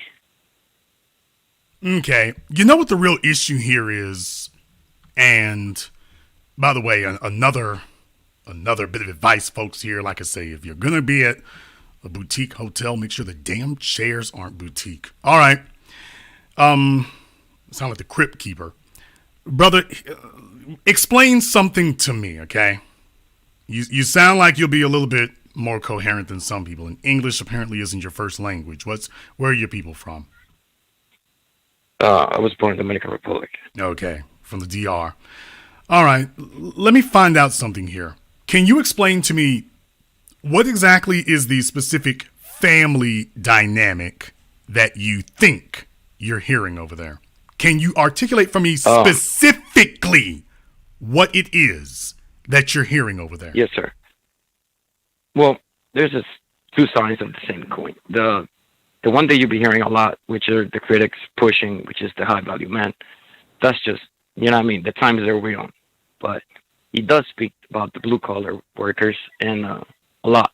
He praises us a lot. Like, he wants the structure of the wife, under the husband, and the kids under the wife, and the husband under God, which is a traditional marriage. Okay, but that's not describing marriage. That's describing hierarchy.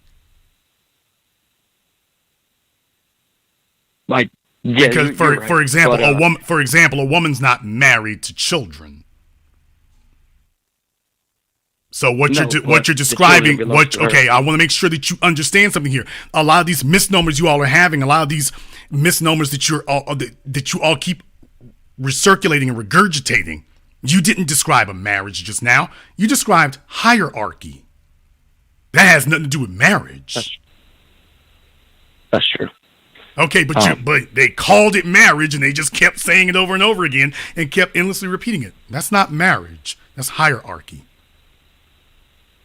So where's the so now that we've established that ain't what you've been hearing, that's not it. All right, what else you got?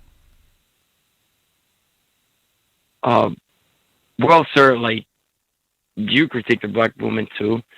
He does as well, but he's blowing up because I guess he does it more harshly. But Wait. when he first started, you know how you Slow down. You said I what the black woman?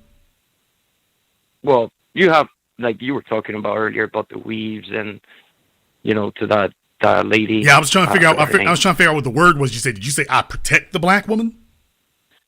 No, critique. Like, okay, critique. Okay, like, I was just trying to figure out what the word was. I'm not going to diss you about the accent. I'm just saying I'm trying to understand what you're saying. So you said I critique the black woman. Okay, got it. Go ahead.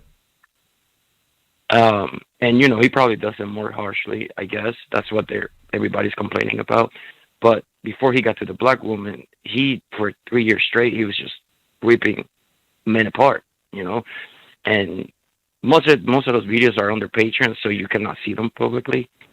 But he just picked men left and right and just destroyed them, you know, for being betas, for not, you know, bringing stuff to the table that, you know, they're trying to demand something that they cannot even, you know, afford, pretty much. Okay. In the interest of time, I want to go ahead and just respond to what you just said here and address that quickly. First of all, I would ask you a question, brother. What are his credentials to criticize black women? Because I want to introduce an idea to you. Son, you gotta earn the right. I've been saying this now for over a decade. You gotta understand, fruit booty perfume salesmen don't understand this. Because they're not men. Brother, you have to earn the right to criticize black women. You don't get to just walk in the damn door and start flapping your gums. You have to earn the right to criticize black women. Now, can you explain to me how a man earns the right to do that? But that's something that is even conflicted with myself. 90 seconds. Earns that right. Okay, then let me give you a crash course in understanding how it works. When you take a look at the dominant society, do you know why the dominant society, the white men, Asian men, Arab men, you know why they can criticize their women? And in Arab society, they be whipping them and in some cases give them capital punishment. You know why? Because they are established as the leader and the head. And they will use everything at their disposal to protect and promote their females. Fairness be damned. Emmett Till was sacrificed on the altar of white men's philosophy, practice of quote unquote elevating the white woman. And the list is much longer than that. Now, even though we know that practice didn't have full integrity, and we know that, shout out Strom Thurmond, even though we know it didn't have full integrity, the point is that was the point they were making, is that socially, the only people who get to talk crap is us, but that's because we've elevated this woman. We paid the cost to be the boss. And we'll talk about it, but the rest of you better not say a damn word. None of you better even come on the block where she is. Black males in Chinatown and every damn thing else, they let you know where you stand when it comes to their daughters. You will not see Asian men going around singing the praises of non-Asian women. That's what gives him the ability to throw his weight around with Asian women. You do not see Arab men singing the praises of non-Arab women. Don't talk to me about Bin Laden and Whitney Houston. He said that Whitney Houston could be a part of his harem. But when he started blowing stuff up, who was he doing it for? Yeah, Whitney, I'll have my fun with you. But when it's time to put in work, Bin Laden did not die for black women. He died for Arab women. I know, now we're going to get into a debate about, well, it's the Middle East, Jason. Let's not do that. But he was willing to, he put it all on the line for Middle Eastern women. That was what he did it for. So what I'm saying to you is that as black men, if you ain't 100% all in, 10 toes down, black women ride and die, if that's not where you're coming at it from, when you open your mouth to say, well, black men, if black women don't act a certain way, go get you something else. At that point right there, that's it. You are illegitimate. You can't speak anymore. Keep black women out your mouth. Keep them out your mouth. If Becky and Mylene are your options, then go jump on Becky and Maria and anything else. Go do that. But you're done speaking on black women. And this idea of allowing these contradictory two-faced niggas to sit here and keep speaking on black women when they're not 100% committed. They make their money off of black women. It ain't white women paying this fruit booty nigga's bills. They're not paying his bills. They're not supporting him. If it weren't for black women, these fellows would be starving and wouldn't eat. Now, there's the truth that you all need to start telling them. It's like, by the way, man, you need to stop with all this faking and fronting. If it wasn't for black women, you wouldn't be eating right now. You would still be at Lenox Mall shining shoes, which is where you belong. But you know it. So, brother, you have to earn the right to criticize black women. You know why a coach of a football team can criticize the team? Because he's the damn coach of that team. Everything he does depends on that team. He's earned the right to do it because he signed a contract. He's 10 toes down. He's in it to win it for that team. Nick Saban is all the way in for Alabama. I know, I'm from Louisiana. He's all the way in, so he's earned the right to criticize the Crimson Tide. He's shed blood. He's all the way in. He ain't going nowhere. Not anymore. He's not going anywhere. Can I elevate that question? Brother, if you are not going to demonstrate 100% allegiance to black women, brother, it's all or nothing. Y'all need to get this mess out of your heads that you can sit up here and be cool with black women some of the time and traitors the rest of the damn time. No, if you're not all the way in, you're all the way out. Let's be very, very clear. Because black men sure do love to say that to the women. That either you all, as soon as they want to go chase a Brad, then the next thing we say is, okay, you out. Okay, well, fellas, just understand them the rules. Either the women are all the way in or they're all the way out. Well, guess what, fellas? Either you all in or you all out. That's the cost of being able to criticize black women. Wow. I can try, but I don't know if you're going to like an answer that I have for that. Okay, you can try it. Yep.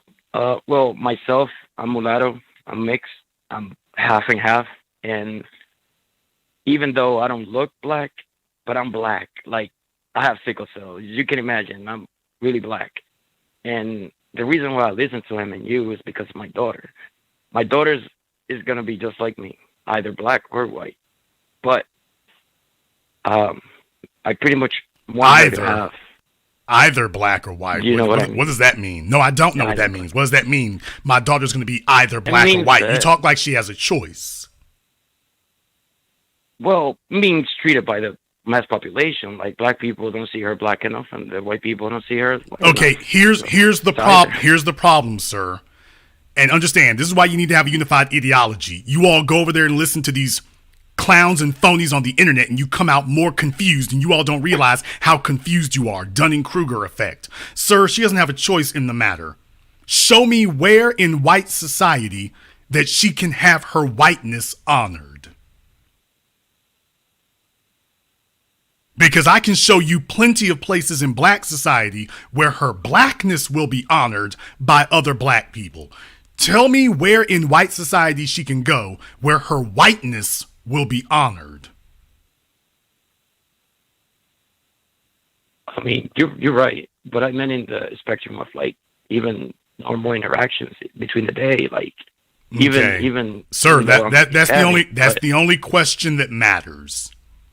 She doesn't have a choice in the matter because you cannot get white people to acknowledge her whiteness. You can't do it. So you can sit here and talk, theorizing and hypothesizing all you want to. All you're doing is talking in the air. You can't get white society to acknowledge nor honor her quote unquote whiteness. The only place that's going to acknowledge anything about her is black folk. Nobody else will. So no, sir, I'm correcting you of a fallacy you just articulated. That's a fallacy. No, the only place she can go is black society because no one else is going to honor anything. We just kind of like deviate a little bit because what I was trying to say was that I don't want to critique black women. It's pretty much, this is like a spilled glass. It's everybody. Everybody's getting affected. Okay, well, that he's talking about our job, to be black. Our job as men is to be the leaders. Our job as men is to be chief disciplinarian. Our job as the men is to set the tone, because we are the protectors and providers. We have to set the rules, because I need to set the rules so that I am aware of what condition you're in. So when I step into my protector provider role, it's where it needs to be. Once upon a time, there was a female. I took her to a very expensive hotel in a very expensive city. And on the second top floor, they had all the executive suites up there.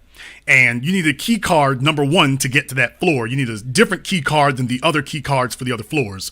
And it would only work on that floor, including to get ice or anything else. So you had one type to use. Well, the problem is, to get ice, they had an executive lounge. So I sent her down the hall and told her, go get me some ice. She goes down the hall. She comes back about 5 or 10 minutes later, and she's like, Jason, I went in there, and the guy at the guy at the bar asked, how did you get in? I asked for some ice, and he asked, how did you get in here? Even though you need a card to be able to get anywhere on the floor, including the executive lounge. She's in the executive lounge to get ice, and he's asking, how did you get in here? Well, needless to say, I had taken off my shoes and socks, and I was putting my shoes and socks back on, because I'm like, and she's like, where are you going? I'm like, oh, we'll be checking out. Well, you'll be checking out in 30 minutes, and I'll be needing bail in about 45. So needless to say, I was on my way down the hall. I'm not going to go into detail about what happened next, but she prevailed upon me not to do that, because something of a similar nature had happened, and I handled it the way I wanted to handle it. And needless to say, females don't always respond to that very kindly. So they're like, okay, here we go. So she was like, yeah, can we avoid that? Okay. But the point is, she was in the right. She did what she's supposed to do. So when it was necessary for me to take that role, and yeah, it may come down to some bail money. It might come down to that. That's my role. That's my position. You follow my instructions, because when it's time to do some gangster stuff, we might be getting some gangster stuff, but I gotta know I'm solid when I do it. As long as I know I'm solid, I can do these 30 days. As long as I know I'm solid when it happens, I can do these 30 days. I sure can. Absolutely. I sure can. I didn't use a deadly weapon, and it wasn't a firearm. So, yeah, I can do these 30 days. I sure can. As long as I know why I'm doing it. So that's the reason that we have leadership and hierarchy, which Kitten Heels doesn't understand how it works or why it's there. It is there so that I can fulfill my position. But she's got to be in hers. So when she is not in her position, I got to tell her why she's out of pocket and out of line.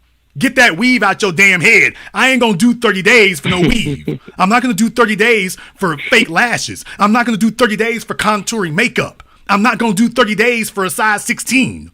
I'm not going to do 30 days for somebody popping off at the lip. I'm not protecting or providing for any of that. What I'm doing is I'm laying out for you the rules of manhood, not my damn opinion that's going to change tomorrow if you ask me the same question. These are the rules of manhood, and y'all aren't being taught any of that over there. You're being given a bunch of slogans and polemics and a bunch of code words that don't mean anything and don't go anywhere, and to shallow-minded people, y'all actually think y'all are hearing something deep. This is that Hotep crap all over again. Y'all act like y'all are hearing something deep over there, and all you're hearing is babble. And you don't get it. That's the scary part of it. You don't get it. No, there are no firm rules of manhood being laid down. You know why? Because a man can't pick and choose when he's going to stand up for those women. You can't say, I'm going to be down for black women unless there's a Becky around. No.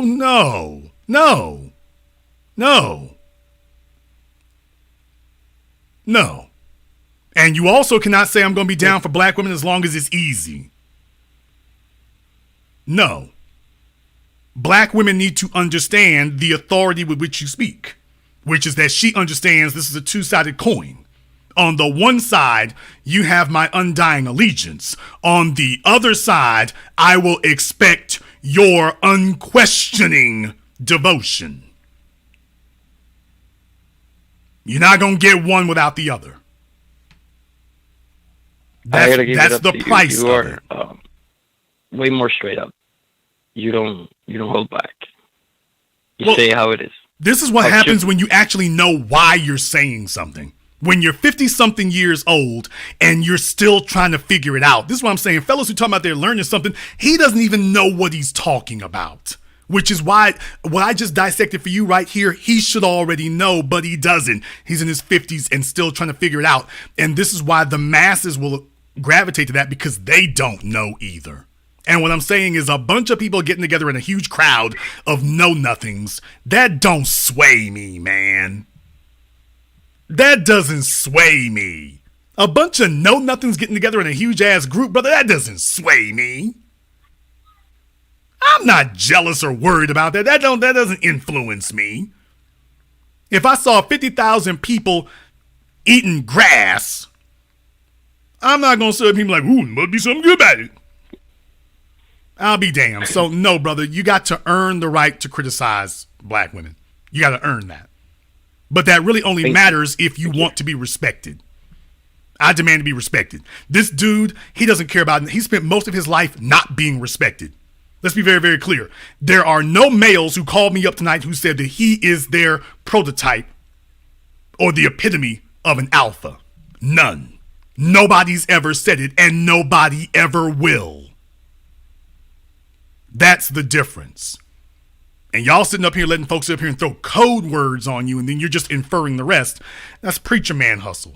You got to have firm rules about this. What he's saying doesn't work. If you ever attempt to put it into practice, which you can't because it's a screwed up stew of things that changes night after night. If you ever attempt to put it into practice, it won't work. Not now, not ever. I'll tell you something, though. He's laying the ground for you, the groundwork for you. He's going to be like the first step to get to you. That's how I found you. Well, certainly that can happen, although YouTube tries to do it in reverse. They suggest his videos to my followers, and they block my videos everywhere else. But what I will tell you here is, no, it does more harm than good. The only stepping stone he can give you is a stepping stone to hell. You're never going to be able to do anything except sit around and whine and moan about females. But he doesn't sit down and say, look, we need to spend most of our time talking to the men about what they need to do, because you're never going to influence the females from a powerless position. And playing make-believe that you're some high-flying dude with a bunch of high-flying friends, and you never present your high-flying friends, and you're not high-flying yourself. All this faking and fronting makes for good entertainment on YouTube. It makes for terrible outcomes in society. A bunch of fake ass males pretending they got their act together. So when you come over here and you actually meet the real thing, you damn right, there's a far lower number of real people. The masses are fake. Expertise, by definition, is rare. And it should be. Let's be very, very clear. 8s, 9s, and 10s are rare too. I have no problem with that. Thank you very much for giving us a call. Let me get a caller from area code 704. You're on Live with the Business. What's your name? Where you calling from? Okay, caller from 704. That's your last try. Caller from area code 650. You're on Live with the Business. What's your name? Where you calling from? Yes, this is Marcus from San Francisco. Marcus from San Francisco. And what is your critique, hate, or debate? I really just don't believe you went into very much detail. You had a good point a while ago on one of your programs about women who are in contempt. So when a woman has contempt for you, I think that maybe on this call with me, maybe you can go into detail how a producer or somebody who's trying to produce can recognize signs of contempt in a female.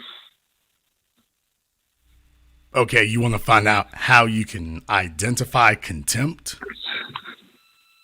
Yeah, signs of contempt. Like when a woman has contempt for you. Like for example, I make over $100,000 a year, and she pays some bills, I pay a lot of the bills. But I just find that she just keeps trying to spend money, and in this case, without getting into too much detail and wasting too much of your time, I just have a gut feeling that she has contempt for me. And I know you talked about that before, but I just wanted to know how does one recognize signs of contempt in a woman? Okay. Well, first of all, when she is being contrary for the sake of being contrary, when she has lost or waned in admiration, because a woman is supposed to admire you. If she starts losing that, contempt is very quick to follow. So first and foremost, I would tell you to be on the lookout for those things. But lastly, I would tell you to be on the lookout. Has anything about you changed or altered? Have you diminished in value, competence, things like that? If that has occurred, if she hasn't changed in something in you or what you're doing has altered, those would be the main primary things I would tell you to look for. Now, I can't go into micromanaging exactly, whether they do this or they do that, but what you're looking for I would be looking for those kind of things in particular. Has she lost that spark of admiration? Is she being contrary for the sake of being contrary, which means she doesn't trust your judgment? So now she's gone from trusting what you say to just questioning it because she can. Those are signs of contempt. Think about when you're in court. Why they call it contempt of court. You're talking over the judge. Well, the judge is the one who decides what the law is. You're not here to educate the judge. You're arguing with the bailiffs. The bailiff is in charge of who gets to stand and who doesn't. So that's why you get called in contempt of court. So I would be looking for that. But the other thing is, like in court, by the way, if the bailiff is standing over you in a menacing way, did you change the way you were behaving yourself until a few minutes ago? Did something change that's caused this man to come over here? If the judge is talking to you and not your attorney, are you doing something now that you weren't doing a few minutes ago that is causing them to acknowledge you now? So that's what I would tell you. Thank you very much for giving us a call. That's not a critique, hate, or debate. But anyway, caller from area code 419. You're on live with The Business. What's your name? Where you calling from? Hey, JC, this is Joe calling out Toledo. Okay, well, Joe, give us a call back here because I know you don't disagree with anything. Caller from area code 210. You're on live with The Business. What's your name? Where you calling from? Hello, Jason. This is Tony from... Okay, 50 niggas sitting in the bathrooms with their damn speaker phones on. What are y'all up baking cakes at this hour? Excuse me. Can you hear me better now? Okay, what is your name? Where you calling from? I'm Tony from San Antonio. Tony from San Antonio. And what is your critique, hate, or debate? Not necessarily a hate, but maybe just seeking some more clarification. I know you've cited in the past a lot of contempt for Thomas Sowell, and I just wanted to get in more with that. I see your point as far as him being an apologist for white supremacists. I definitely see that. Although I do sometimes in some of his writings, he does have some facts, even though he kind of leaves things out or kind of obviously eliminates a lot of nuances as to why things are. And with that being said, I would say, do you think with some of these far right, black conservatives, and even just some of these white supremacists in general, maybe even if it's not anything that necessarily... Okay, brother, can you give us the short version of this question? What do you want to ask? We're short on time. Okay. Basically, what I just want to ask is, even though, obviously they don't have our best interests, obviously, do you think it's pertinent sometimes to listen to what the enemy has, because they may have some information or things that are useful?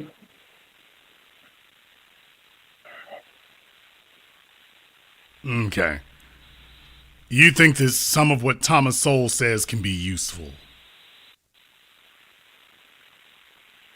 Well, again,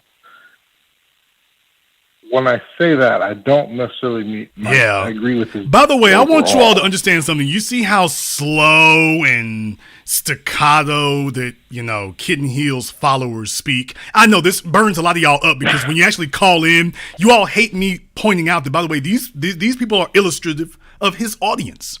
These are the kind of people who think that they're hearing really deep stuff over there from this world-class idiot. That this is the kind of guy who thinks is really deep and is, well, what's the real problem with it? And you're not hearing brain surgeons. You're hearing guys who needed tutors to make it out of third grade.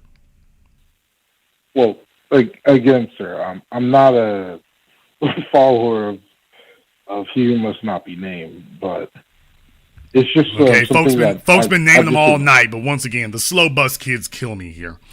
Okay, let me go ahead and make this really, really simple for you here. All right, I have talked to bona fide, certified white supremacists, Jared Taylor in particular. And Jared loves to show up at events, and he will tell you that he doesn't have any bone to pick with black people whatsoever. That he wants to see black people come into their own, and he wants to see us quote create Wakanda. Well, that sounds great, doesn't it? It sounds great unless you realize, by the way, what is the foundation of your belief in what you just said? Because you got to go to the foundation of what a person believes, because everything else they're saying is a product of that foundation. Did you get that part? Yeah. So you heard, okay, so just that's a yes or no. That's it, yes or no. All right, yes, you get it. Now that you realize the concept is somebody can say something that you agree with, but if you haven't dug deeper to see what is the foundation of their principles of beliefs and ideology, so I can figure out what does he mean when he says those words? Because I hear the words he's saying, but do I actually understand what he means? Then you realize that Jared Taylor believes black people are not people like white people are, that black people are intrinsically intellectually inferior, and that then when you start digging in that, black people have 10 to 15% innate lower IQs than white people do. So we're talking about, and remember, when it comes to IQs, 15 points isn't a little bit. In the world of IQs, an IQ measurement, 15 points is a huge gap. That's not a little bit. In IQs, that's a huge gap. In other words, it's the difference between being a functional adult and being a child. And in the Jared Taylor's world, black people are intellectually children and childlike. Now, Kitten Heel's audience, unfortunately, would seem to confirm that, but over here on my side, we push back against that. In any case, my point is, when you see the foundation, anything of quote-unquote kindness or anything seemingly congratulatory that he says in your regard, you realize where that came from. Well, wait a minute. I know how you feel at foundational level about us.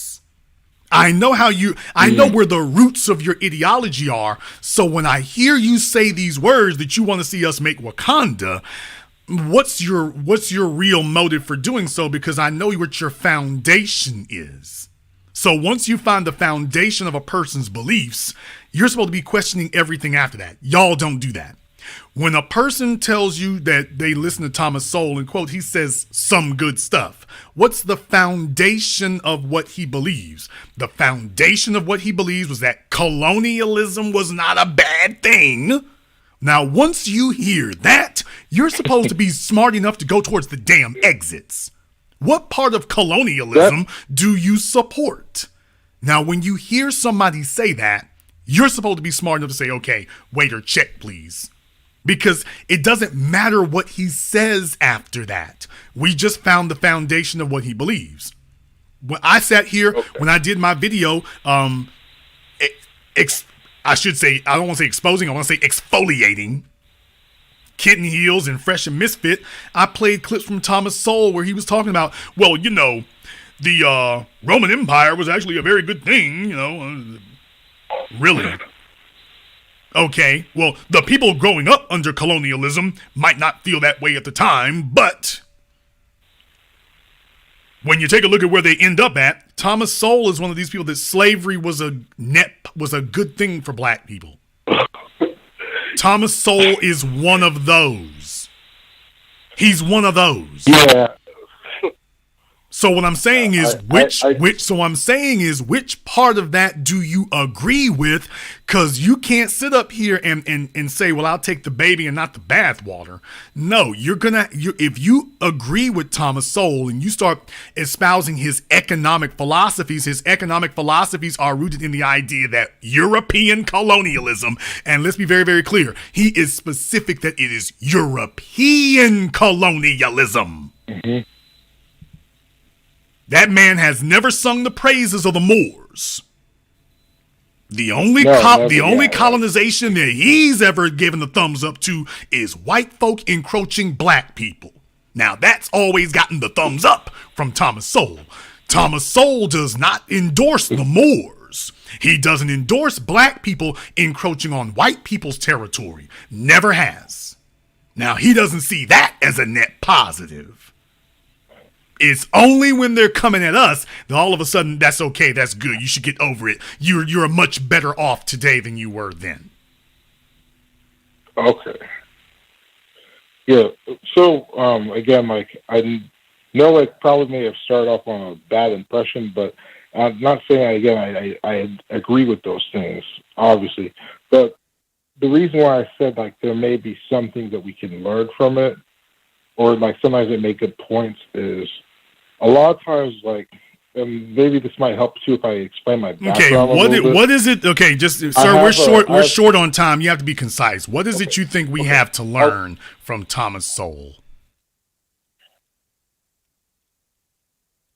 Well, I wouldn't necessarily say directly from him that we can't learn from other people, but what I would say is some of the things that he says when he talks about like personal like responsibility things, those basic rudimentary things. I think that's where probably what's seducing a lot of people to interesting, sir. Side. Do you think that enslaving people is a personal responsibility? No, not at all. No, sir. I'm asking you a question. Do you think that someone, if someone tries to enslave somebody else, do you think that the person who practices slavery should address that as a personal responsibility? Are you talking about the enslaver or the enslaved? The person doing the enslaving. Do you think he should take some introspection of himself and take personal responsibility for wanting to go around enslaving people? Well, obviously, if he thinks that way, then he has. Okay. Do you think someone practicing Jim Crow segregation and lynching, do you think that person should look at themselves and practice some personal accountability?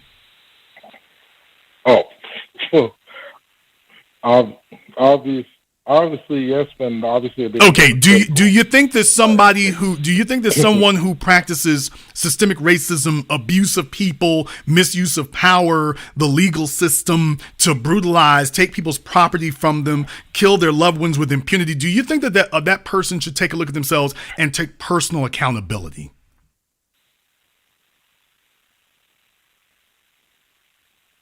I see. Of course. Thank you. And those things have long predated anything Thomas Sowell tries to stick in the modern day. And he loves talking about history when it's colonialism exercised against black people. He doesn't talk about personal accountability anywhere in the dominant society. As far as their systemic practices, as far as their cultural practices, he doesn't discuss personal accountability for them. Why is that? Pretty much they're his paymasters at anything. All right. at the very least. All right. Well, at the worst, he's just a self-hating. You know what? Well, and in people who sit up here and parrot him and promote him, you then got to ask yourself, what is it about Thomas Sowell that you really like and that you really agree with?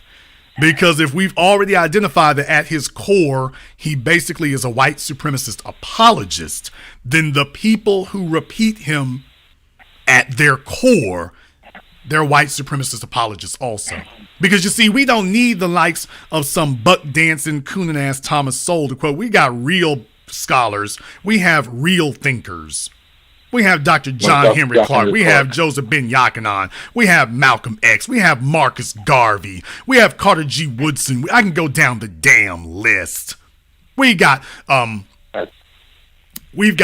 Dr. Francis Cress Welsing, Chancellor Williams. I'll be here all damn day. You want to talk about holding the black family together? The ISIS Papers is the architectural blueprint. And oh yeah, she wouldn't be sitting up here telling you get manicures and pedicures as men either. The ISIS Papers is the architectural blueprint of what you should expect. We don't need any of these fakers or frauds here. The work has already been done by people far more qualified than even myself to do so. Even myself. Okay. I can refer you to the ISIS Papers. I cannot critique or expand on it. Well, I am familiar with the ISIS Papers. I haven't read it, but I have heard of it. Okay, well, for those who can be bothered to read it, by the way, like I say, certainly it would be worth your time to go ahead and check that out. But the bottom line is, brother, we don't need half-ass idiots saying things. Here's the real problem. Attention spans are so short today that you all listen to sound bites. You all read headlines. You don't read stories. You listen to sound bites. You don't listen to entire dialogues. So when you hear somebody say, look at all these illegitimate kids around here, you just sit up here and co-sign the person based off of that. No digging into it. No finding out what it is you're actually endorsing. No digging into it whatsoever. So this is how you can have a litany of metrosexual, soft, beta-eyes ass dudes call me up and talk about what's wrong with getting your hair, your hands, and your feet manicured as a man. And then when I explain to them, well, by the way, that's actually counterintuitive to what a man's supposed to be. We're supposed to be the workhorses, which means our hands are not going to be staying pristine enough anyway. It would be like going to a car wash right before you get ready to go, mud racing. As a man, your hands aren't supposed to be staying soft and manicured. And understand something else. That is not what the women expect of us. Women are not looking for soft, manicured men. The fellas who are soft and manicured are getting cheated on for the fellas who are rough, rugged, and raw. A woman is looking to slide into bed with that which is the counter to her, not that which is identical or similar. You know why we know that's true? Because even as men, back in the 80s and 90s, the bodybuilder females were a big thing. Oh, that was a really big thing back then. Guess what? You couldn't give it away now. Because the men, those boys have grown up into men and they realize, yeah, I'm looking for something soft and supple to get into bed with. I'm not looking for something that's hard and muscular like me. I'm looking for something that has what I don't have. I'm not looking to double down on what I already got. Okay. So you see, when I have to explain this, that a man being silky smooth, dude, you're adopting and emulating female practices. That is something that appeals to a man. Soft and silkiness is what appeals to a man. That doesn't appeal to a woman. There are no women trying to do that. So understand something, Pookie and Ray Ray don't get their nails manicured. Oh, hell, somebody called the first caller back because I had to cut him off because he was going on and droning too damn long. But by the way, I would have said this to him if he had stayed on the phone longer and hadn't been throwing little girly hissy fits. The fellas that any female who would talk to him, the fellas that they would cheat on him with, brother, they ain't getting their nails manicured. They're not doing that. Pookie and Ray Ray aren't getting their nails manicured. Some of them ain't bathing on a regular basis, but let's be very, very clear. Pookie and Ray Ray aren't getting pedicures, manicures, facials, cucumbers on the eyes, back rubs. They're not doing that. And the females respond. The females respond accordingly because that is what female biology does. And I got to explain this to dumbasses. I got to explain it to them because they don't really want to believe that because they want to believe they can get something for nothing. And it doesn't work, man. It doesn't work. That's the real problem is, damn it, it doesn't work. Ciara, she got a taste of Future. She's got, okay, yeah, thank you. We can do this all night if y'all want to. All you kitten heels butt kissers, just because you never thought these things through and it's hurting your feelings to hear somebody saying now, we can do this all night if you want to here. Ciara, she's got her a little sweet, soft, dainty, manicured little dude. And she is still pining for the rough, rugged, and raw that she had. Still pining for it. Vivica Fox. We can go down the list. She's still jonesing for 50. Still jonesing for 50. Lala Anthony. She put up a post on Instagram shouting out Carmelo. We see what you're doing, Lala, on the low. We see it on the low. We see it on the low. Like I say, y'all, what y'all do is you go out here and you get old niggas who sit up here and tell you lies, and they're floating through life just making stuff up, and then you all get things screwed up because you actually think, well, I can go ahead and do what he's doing. First of all, it's not like the females are digging him like that, but he's selling it to you all because he needs to pay rent. But in the real world, this stuff doesn't fly, man. This mess don't fly. Females are not looking for that. They never have. They will sit there. You'll remember, how old are you? I'm 31. Okay, you're a little young for this one. But to my cats over the age of 40, y'all remember back when we were in school, the girls used to sit up here and kiki and ha-ha with the little soft, little effeminate boy in the class. You know, we all had one. There was always one in the class switching his little hips in middle school. And remember all the girls that sit there and be like, oh, that's their little friend. So they're always walking around with him and he's like their little pet. Okay, but were any of those chicks trying to get with him? Granted, again, with my age group, it's kind of changed a little bit, but okay, but it's rhetorical because the point is they'll sit there and look at his little weird ass.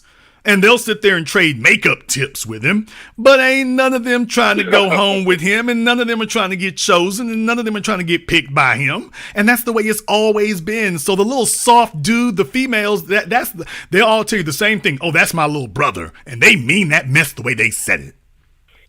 Oh, I would never get with him in a million years. Never. I'm not gonna lie about that. I wasn't one of those, but I was kind of like a Steve Urkel type. Okay, well, the bottom line is you have to understand where the ideology comes from. If you're going to talk about Thomas Sowell, take a look at the foundation.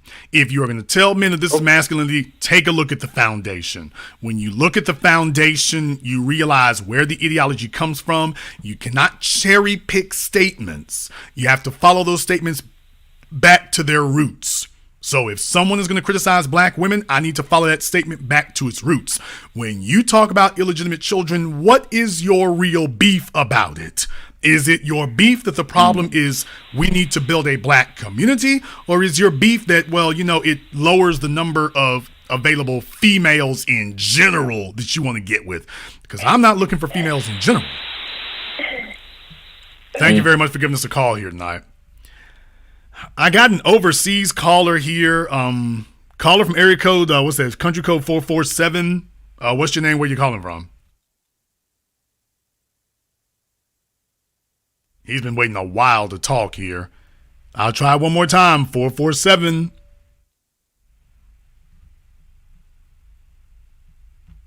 Okay, well, life sucks to be him. There are lessons to be learned here, and that's why I wanted to keep the phone lines open for that. There are lessons to be learned. We gave them an opportunity to speak here, and I wanted you to have an insight into this. I wanted you to have an insight into it and exactly who they're listening to and why. And what you found out is they don't actually know why they're doing it. They're doing it because there's one little snippet, and what they've been told is as long as you agree with one sentence, you can take everything else. And then you'll hear some clowns up here and tell them, well, eat the meat and spit out the bones. Here's the problem. there's no meat and there's no bone. This isn't a piece of chicken or a turkey leg. This is an apple. When you take a bite, you're all in. There is no meat and there is no bone to separate. This is like drinking water. You either swallow it all or you swallow none of it. You don't get to pick and choose and separate. This idea that you can host a program here where you make money off of black women while harboring nothing but contempt for them, and then we sit up here and try to laugh that off. Just understand, there is a segment that hates black women. There is a segment out there that hates black women because they were never really accepted. Their relationships with their mothers were trash. They didn't do well. They were never really liked like that. They were, from the time that they were boys in school, they were always picked on, pushed around as being effete, as being soft, nothing alpha about you. The females really didn't dig you. So now that they become grown men, now that they have the opportunity to get on the internet, even half a century later, these old niggas are ready for some payback. I want you all to understand, they've been waiting a long time to get some payback. And they have a bunch of little moist, immature, effete little followers who they feel the same way. They've been waiting a long time to get some payback. So this is not about anything other than punishment. Now, let me be clear, there does need to be corrective action, but what they're doing is not corrective action. This stew of contradicting information where you take the elements of what Jason Black said, 6 months for marriage, that wasn't what I said, kitten heels. We can go down the list. But the bottom line is, if at the root of your ideology, if it is not rooted in absolute love and adoration for black women, keep them out of your mouths. Keep them out your mouth. Because there's a bunch of fellas out here who hate black women, and they're making careers of hating them.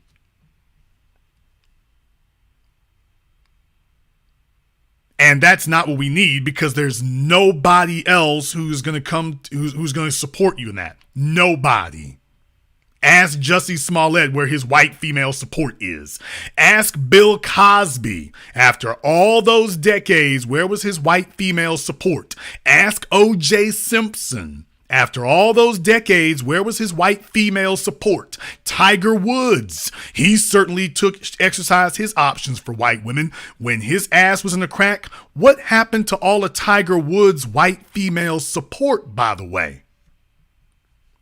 For all the clowns on the internet who would tell you you can exercise other options, by the way, where was his white female support, by the way? For all of his evils, and they are many, R. Kelly at least had some black female support. For a little bit. R. Kelly at least had some.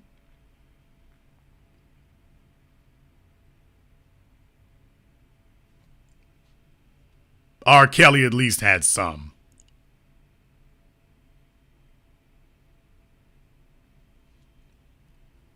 But these fellas out here who that's all they really have, you all need to recognize that when you see it. You need to recognize that when you see it, because they're building you bridges to nowhere. These fellas have lost and they don't have anything to offer you, so now they want you to lose too. They want you to lose too. Let's be very, very clear. As black men, at the end of the day, you have only one counterpart. That is it. And you know what's really crazy? Let me tell you what's really crazy here is the idea that you're going to find more acceptability outside of black society than inside black society. And the very niggas who do the most talking about it, they're booed up with black women, or in Myron's case, white men. But in any case, dude, if you all were going to get that real, genuine support from non-black women, you'd have gotten it by now. This reverse psychology mess is so damn childish, and this is why black women don't really fool with you, because they can see how childish you are. They can see how childish you are.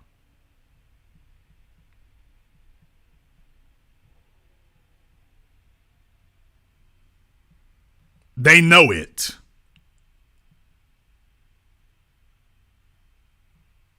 They know it.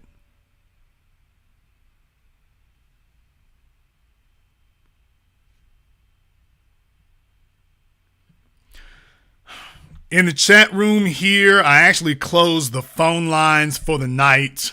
Joe Blow is, I don't know what you are in there doing, man. You are really trying to get attention for some damn reason.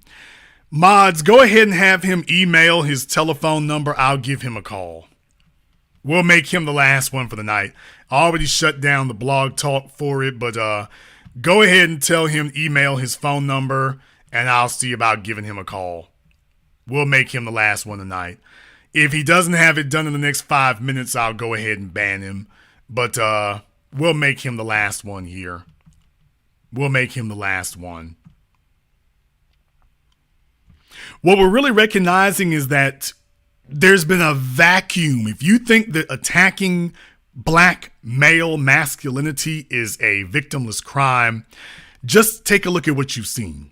They are listless. They are lost. They've got this crazy, confusing ass ideology that has no core. It has no core to it. It doesn't have any base or foundation. They just get up and ramble. But there is an audience for individuals who just have hatred for black women, and you'll have some folks who get together with them about that, but that's what they'll do. And the real thing is that all you want it to be? Is that all you want it to be? Someone tell me, where is after you listen to all this garbage and whatnot, where are the results that you're looking for? But I submit to you that they've already got their results. Look, when you're dealing with an audience of males who have already been rejected, they've already been rejected, then at this point right now, they don't have anything to lose. They don't have anything to lose. So they're perfectly fine sitting there and understanding that at the end of all their complaining and pitching and moaning about the females, they're okay with it because they know they ain't got nothing to lose. The chicks aren't coming anyway. They know the real truth. Everybody who tunes into Kitten Heels, they know full damn well that's not actually going to move the needle. Furthermore, they already know what they need to do to move the needle. They already understand that. They already understand that they are going to have to get themselves together. They already understand that they have no leverage, which is why they're okay listening to hours and hours of deflecting and detouring. No, you don't get to sit up here and say, well, I was talking to men 3 or 4 years ago. No, you weren't. Sitting up here making videos about cologne and getting your toes manicured. That's not talking to men. No, he never talked about how to get your income up. He never talked about how to double your value as a man. He never said anything about that. None of his sycophantic, boneheaded supporters who called in the night, none of them could say how he was going to tell that he ever told you how to double your income, triple your income, increase your value. Never happened. He just went from talking about get some perfume and some cologne to, well, this is why is it the women don't like high value men. Never a word about how to become that man so that you actually can hear or have some exposure to what the women really want. That's a hard one.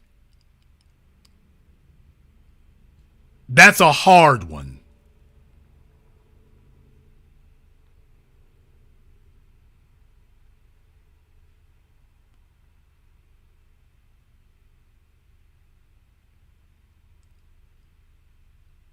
Okay, in the chat room here, I did check the email. I've received some emails, but I don't think it's from him.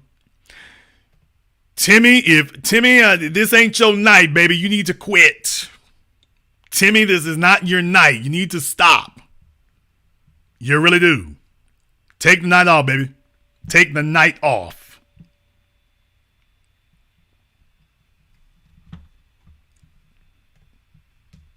Only ask for Joe Blow to send his.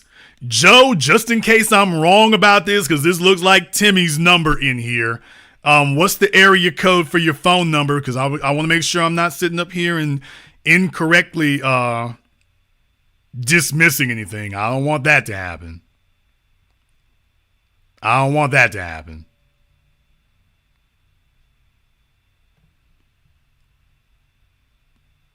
Okay, well, Joe Blow, this better not be Timmy.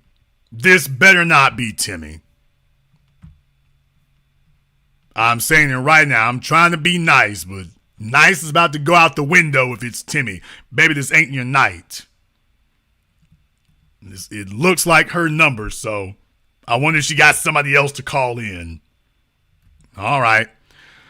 Let's see what you got. Where you at?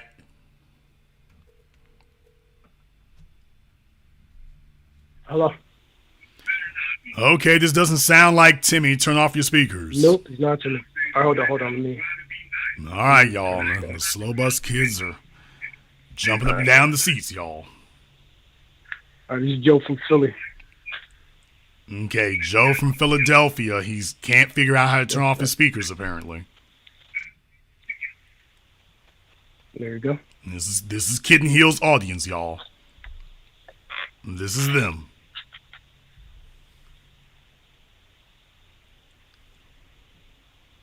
All right, so this is my critique. You know, we say B1. I hear that every show, B1, black first. But something as little as YouTube, black men can't come together. Something as small as YouTube, we can't come together. Who are the men we need to come together? Who are the men we need to come together with? A billion-dollar business. Okay, who are the men? Who are the men we need to come together with before you can make that statement? It don't matter. Yes, it does. White men, Chinese men, they could work together and not get along with each other. But they don't work together with people who are traitors, sir. Who said who's a traitor? Okay, sir. First context you need to understand. No, Asians don't work together with people who are traitors, sir. So you've already destroyed your own attempt at logic. You already failed. Who's a traitor? The fact you have to ask that. I already explained that before. I'm not talking about those. I already explained that before, sir. Fit clowns. I'm talking about Kevin Samuels. Okay, sir. Which part of Thomas Sowell's philosophy do you agree with? Oh, Thomas Sowell. He has a lot of books. He has a lot of good books. One, where he talks about. Okay, sir. I asked which part of Thomas Sowell's philosophy do you agree with? Second time. Well, I agree with culture matters. That's a big thing he preached.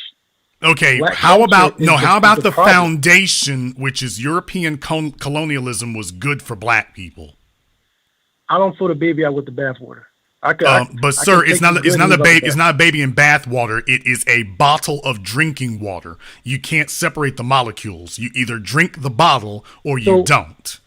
Quick question: when you say okay, sir, you either drink the bottle or you don't. So what you're saying is, I don't want to drink it, but I'm going to sit here and try to defend it because I want to support a surrogate internet phony daddy so much.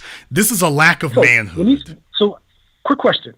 He preached culture matters. Do you think culture matters or culture don't matter? Group culture. He preaches that culture. You don't think culture create monolithic behaviors? Well, culture is simply behaviors, period, sir. Okay. Now, you got the Germans who came to America a long time ago. They still have their culture. They still speak their language, and they're extremely successful. You don't think that's culture? You think that's important that they kept their you're trying to say that that's something that they carried over you're trying to say that's something that they carried over from one place to another, I suppose you could make that leap, sure. Okay, let's talk about. Okay, sir, we're limited on time here, so let's not do a bunch of meandering and wandering here. Can you just get to the point? Sir, can you just get to the point? We don't need to have a bunch of meandering and wandering. Get to the point, please. I know his audience is hard for y'all to think straight. Get to the point, sir. Stop cutting me off. Sir, I'm cutting you off to say get to the damn point. You're wandering. You're babbling. Get to the point, sir. Let's talk. So I got you. Culture, Tulsa, Oklahoma, when black people were actually moving ahead. Right after slavery, as far as education, black people improved themselves quicker than any other group ever in recorded history as far as educating themselves. That was a culture. That was something that we lost. So do you agree with that? Okay. Sir, what is your point? You're asking a bunch of banal questions. I said for the fourth or fifth time for these crackhead babies. Get to the point, crack baby. Get to the point. Put the pipe down and get to the damn point. You see, when you know somebody got you, you start slinging. You keep saying that and then you start babbling. Nigga, if you don't put down the heroin, the pipe, and the PCP, you're not saying anything. This is how dumb his audience is. This nigga thinks he's saying something. What is your point? What I'm saying is you have a lot of impressionable people listening to you.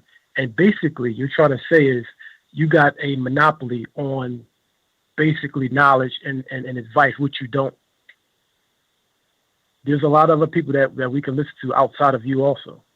Yes, you can listen to all kinds of things, sir. You can listen to Tim Pool. You can listen to Joe Rogan. You can listen to David Duke. You can listen to Richard Spencer. Yeah, there's a lot of other people you could listen to, sir. And I'm sure that your ADHD ass would listen to all of them and think they're all equally valid. So yeah, you're right. There's a lot of stupid people that you could listen to. And clearly you do. So I'm not here to debate that with you. I'm sure there's a lot of ignorance and idiocy you listen to every day. I'm sure there is. Sitting at work for 50 years.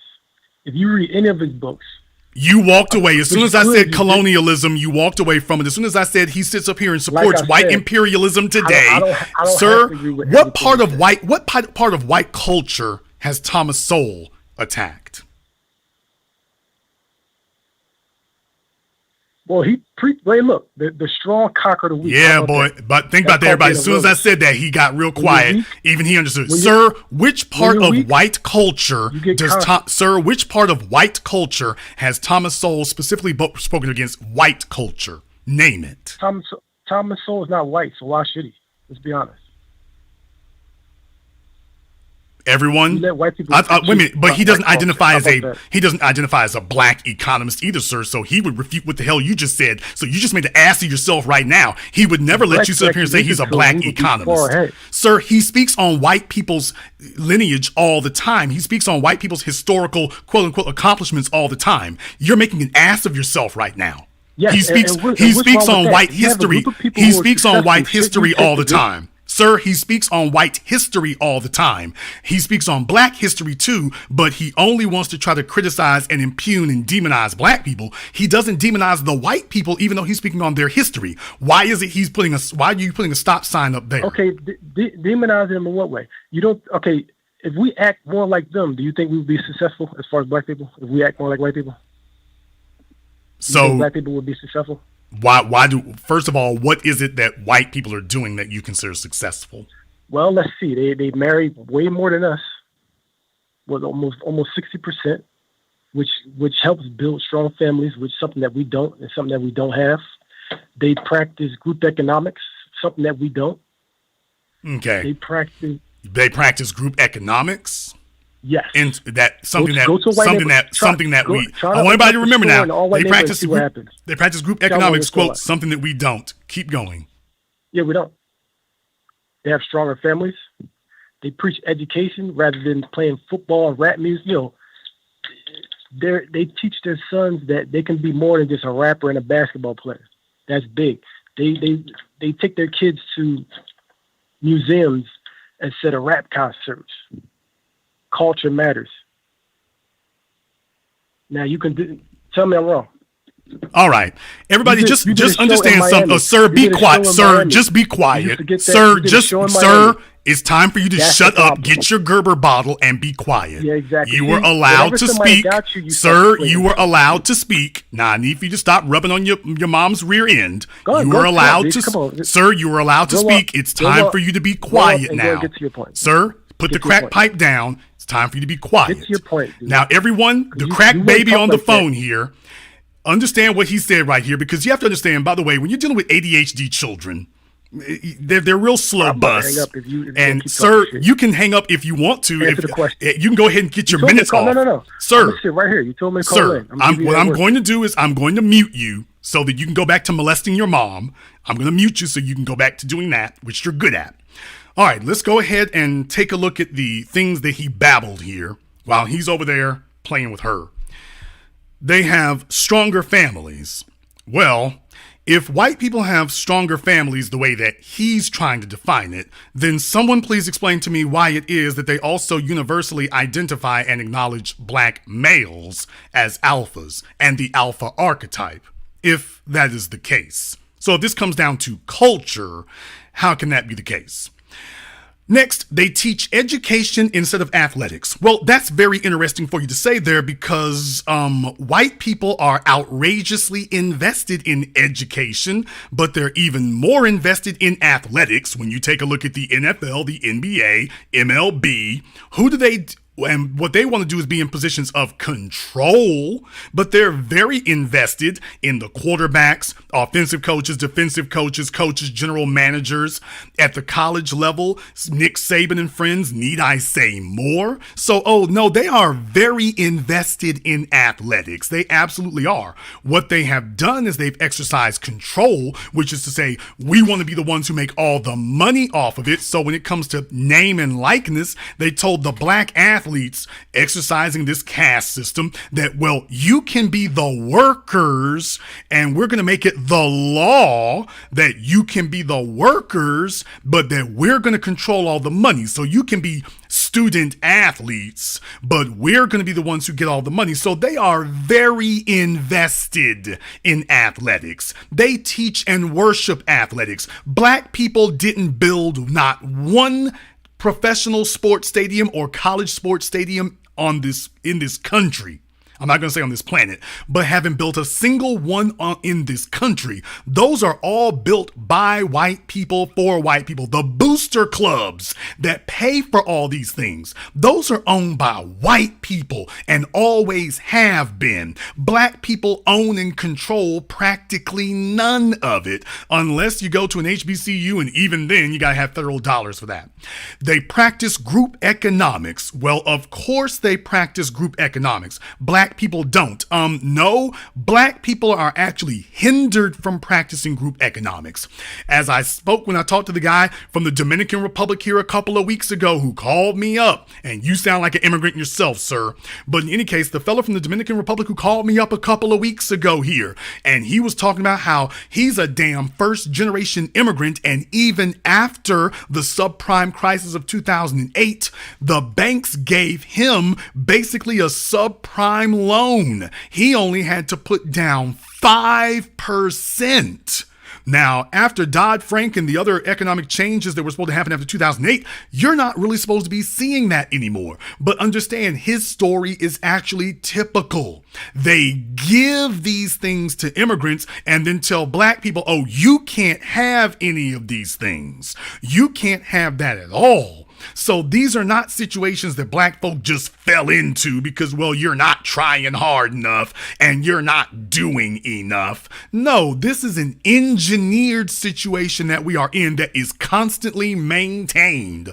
They're bringing over hundreds of thousands of Afghan immigrants, hundreds of thousands of Ukrainian immigrants, hundreds of thousands of Mexicans every year, and making sure they have free healthcare, free education, free access to loans, free access to government funds, refugee assistance, and then they go park them in black neighborhoods and then tell you that they pulled themselves up by their bootstraps is what they'll tell you.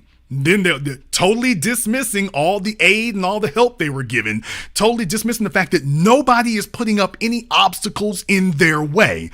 Obstacles are put in black people's way every day. Take a look at the turkey leg hut. Black people are practicing group economics like a son of a gun at the turkey leg hut, and the whole white system has risen up against the turkey leg hut to shut that down.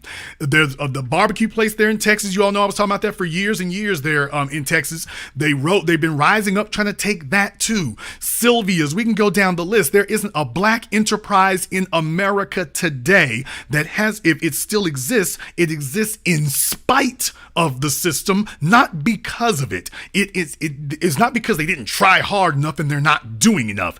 All of us right now can name a black place, a black club where it is popping and jumping all the damn time. And you also know that they're constantly under 24/7 assault. Meanwhile, the Asians who are sitting up here serving you from the dumpster in the back of their restaurants, nobody is giving them hell. Nobody is telling them, oh, your place smells funny. Nobody is sitting up here checking their paperwork to make sure you're up to code. Nobody's sitting up here investigating for rodents. Nobody is putting up any obstacles or any tripwires in their way. You're correct in the chat room, Mason, Tennessee. You know, I've been covering that for a while now. Understand something. When you hear people sit up here and speak in this simple-minded Fox News type of way, they leave out all the pertinent details that debunk what they said. So what they do is they bring up a bunch of slogans and they bring up a bunch of cliches. They don't bring up the details because the devil is in the details. So no, in reality, black society, you can't talk about black culture because we're the only culture that is under 24/7 constant siege and assault from every single direction. Black people have been working on just trying to survive because we are behind enemy lines. Nobody has to deal with the circumstances we deal with, so of course it would be understandable that they're going to have different results. They're not under constant attack either. Now, you can take your mouth off your mom and you can speak now. Okay, I'll counter that with Tulsa, Oklahoma. 1920, black people built a whole community, hospitals, schools. They had their own airport. Why was that and why was that able to happen? And why was that able to happen? And why was that able to happen, simpleton? Why? Group economics. No, sir. It was allowed. Yes, it was allowed and able to happen. Just be quiet and learn something for once in your ADHD life. It was allowed to happen because back then, black people were segregated. And because we were segregated at that time, there was a cultural... Sir, be quiet. Just, sir, shut up and be quiet. Okay, sir, do us all a favor. Put your mouth back on your mom again and be quiet. I'm going to mute you now.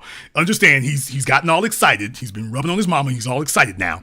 Back when black people were segregated from white society, we were, for the most part, out of sight and out of mind. It was only once white folk came and checked in on us and said, damn, when we're not there to throw obstacles in your way, when we're not there to trip you up, when we're not there to knock you down, you all are able to make it pop off. And by the way, to this simple-minded jackass here, all he can name is Tulsa, Oklahoma. We had a number of thriving black communities around America. In Philadelphia, in New York, in Rosewood, in Wilmington. We've had a number of them. Tulsa was just the one that the slow bus children heard about from Tom Joyner. We had a number of them, and they all rose at the same time. Post-antebellum slavery, when white people figured, well, if we're not there to help black folk, they're intellectually inferior, so they'll just wither on the vine, and they won't be able to make it because they lack the intellectual capacity to do so. They realized once they left us alone, we got it popping and jumping like nobody else could. Then they realized, damn, they're never going to wither on the vine. We have to take an active role to step in and sabotage them. That's the way it's always been. And ever since then, there has been a constant campaign against us. Jim Crow, lynching, redlining, the Freeway Act, gentrification, the prison industrial complex, mass incarceration. And by the way, all of those things I just named, those are not things that are anecdotal in history. Those are still continuing to this day. Black people are still being lynched and physically terrorized to this day. Redlining continues to this day. The Freeway Act is still being used against black people anywhere where there's a freeway or a highway being built in America to this day. Eminent domain is still being exercised against black people primarily to this day. You go ahead and take a look at Chinatown in New York City, and they're not treating it in any way the way that they treat Harlem. Take a look at what they've allowed Columbia University to do there in Harlem. They're not allowing that in any way to happen where the Asians are, where the Russians are, where the Arabs are. They're not allowing any of that to happen. One day you own something and the next day you don't have anything. Not at all. But I just want you all to understand this is the caliber of individual who supports Kitten Heels. I wanted him to talk so you could see this is how dumb you have to be. This is how slow you have to be. And yeah, you have to speak like Sean Hannity and Tucker Carlson. You have to speak like them. You got to speak like Clarence Thomas and Thomas Sowell. Yeah, you have to be some anti-black individual to sit up here and regurgitate that mess. Yeah, you do. One last question. You can take your lips off your mom now. Okay, you ain't got to be disrespectful. I'm not being disrespectful. I'm looking out for your mom. I'm looking out for your mother, sir. Sir, I'm looking out for your mother. Do you think? I'm trying to look out for your mom, sir. No offense given, none taken. Okay, do you good. think black people are the only ones who were ever discriminated against in human history? The slow bus children speak again. Do you? You could look at go to Southwest Asia where Chinese were literally getting lynched, murdered, and they still conquered. They still stuck together. To this day they're still being discriminated. If you actually look at human history, you look at other groups. Sir, this is how desperate he is to try to make his point. Sir, nobody has been systemically targeted the way that black Americans have. That has never happened. That has never happened in human history, sir. That's never happened in human history. Never. And oh yeah, if you want to invoke Jewish people and the Jewish Holocaust, the world fought a world war, liberated Jews in Europe, gave them a state, and has been funding that state ever since for their prosperity.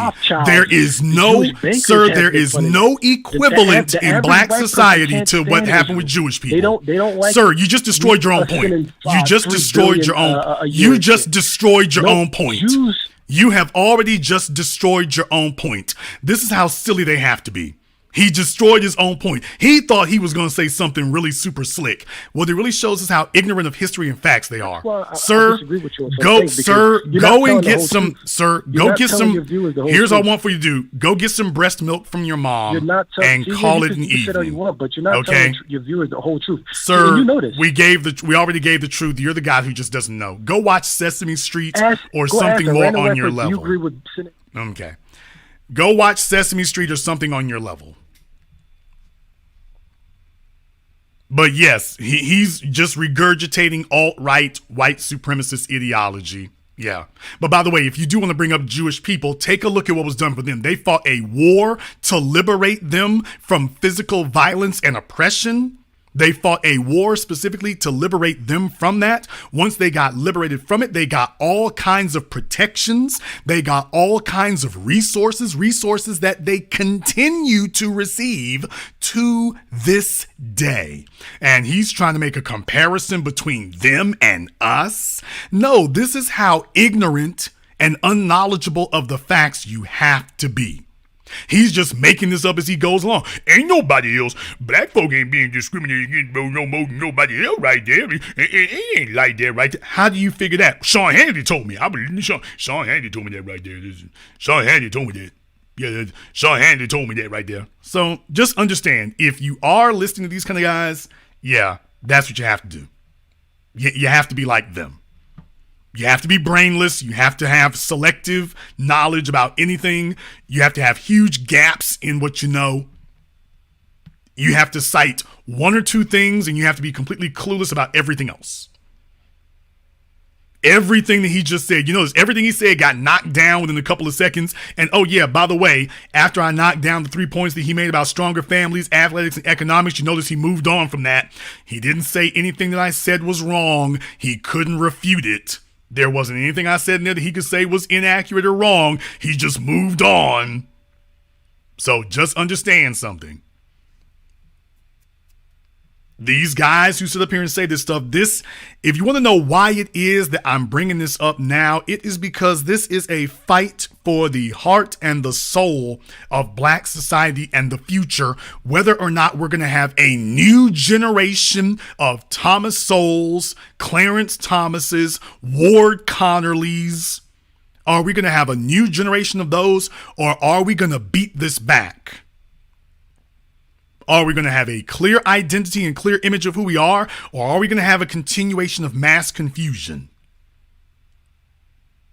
If you're a person who is completely ignorant and clueless about history, you don't know anything about the Holocaust and what happened, you're going to compare Jewish people's experience to ours, South Asians' experience to ours, and by the way, the only South Asians being oppressed by anybody are the dark-skinned ones. The only people around the world who are being systemically oppressed are dark-skinned people. There are no light-skinned or white people being oppressed by the dark-skinned ones. No, black people were making plenty of progress when we're left alone. You know why? Because when black people are left alone, you don't have a white system to come and prop up troublemakers, defectors, double agents. You see, if they had to actually sink or swim among us down here at the soil, we would have run them off the block a long time ago. You have to understand that these types of coon-minded, duplicitous individuals, they have to be propped up. They have to be financed. They can't make it on their own. If they actually had to survive within the black economy, they'd have gotten run off. They need white support to prop them up. They need to be subsidized. They can't infiltrate and sow discord if they have no resources. They need to be propped up. They need a corporation and a system to feed them. Because if they actually had to come out here and live on the block, they would never make it. So they need the help. They need the assistance. If you were in a place where it's nothing but black people and you had to answer to a black power structure, they wouldn't make it 24 hours. So what they do is they embed themselves within a white system where they can be cocooned and protected and insulated, and the white system nourishes them for the purposes of sowing discord and sowing confusion and causing chaos. And that's what we're here for, is to unravel that. We're here to make sure that there is at least something resembling a counter message. But they have been subsidized and held up. That's the way that always works, y'all. Just understand, Cardi B didn't come from nowhere. Cardi B had the system get behind her. Cardi B had the system get behind her and finance her. She never could have made it on her damn own. The system had to get behind her and prop her up. She could not make it on her own. Not at all. And that's the way it's always been. Whenever we have these destructive chaos bringing niggas who come around us and whatnot, every time that happens, they're propped up by somebody. Somebody has to prop them up. If you had it like the old days, where West Indian Archie and Frank Lucas and all them other folk, these kind of niggas never could have been on the block. They couldn't have been anywhere around.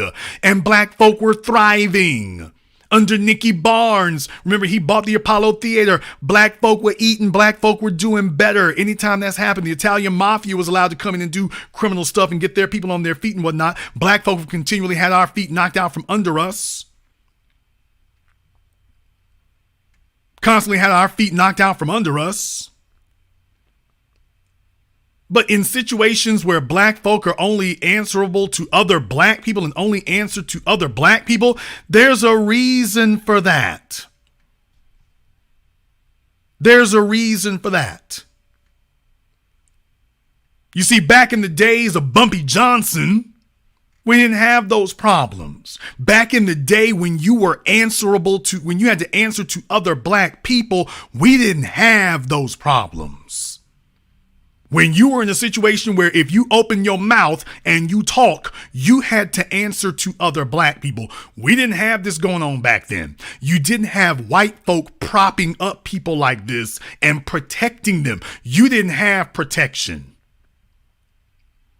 If you talk like that gutless clown who just got off the phone, if you talk like Kitten Heels and Fresh and Misfit, Moist and Fit, if you talk like them back in the days of segregation, there wasn't nobody between you and black people, but nobody. There wasn't no white folk to sit there and come save you.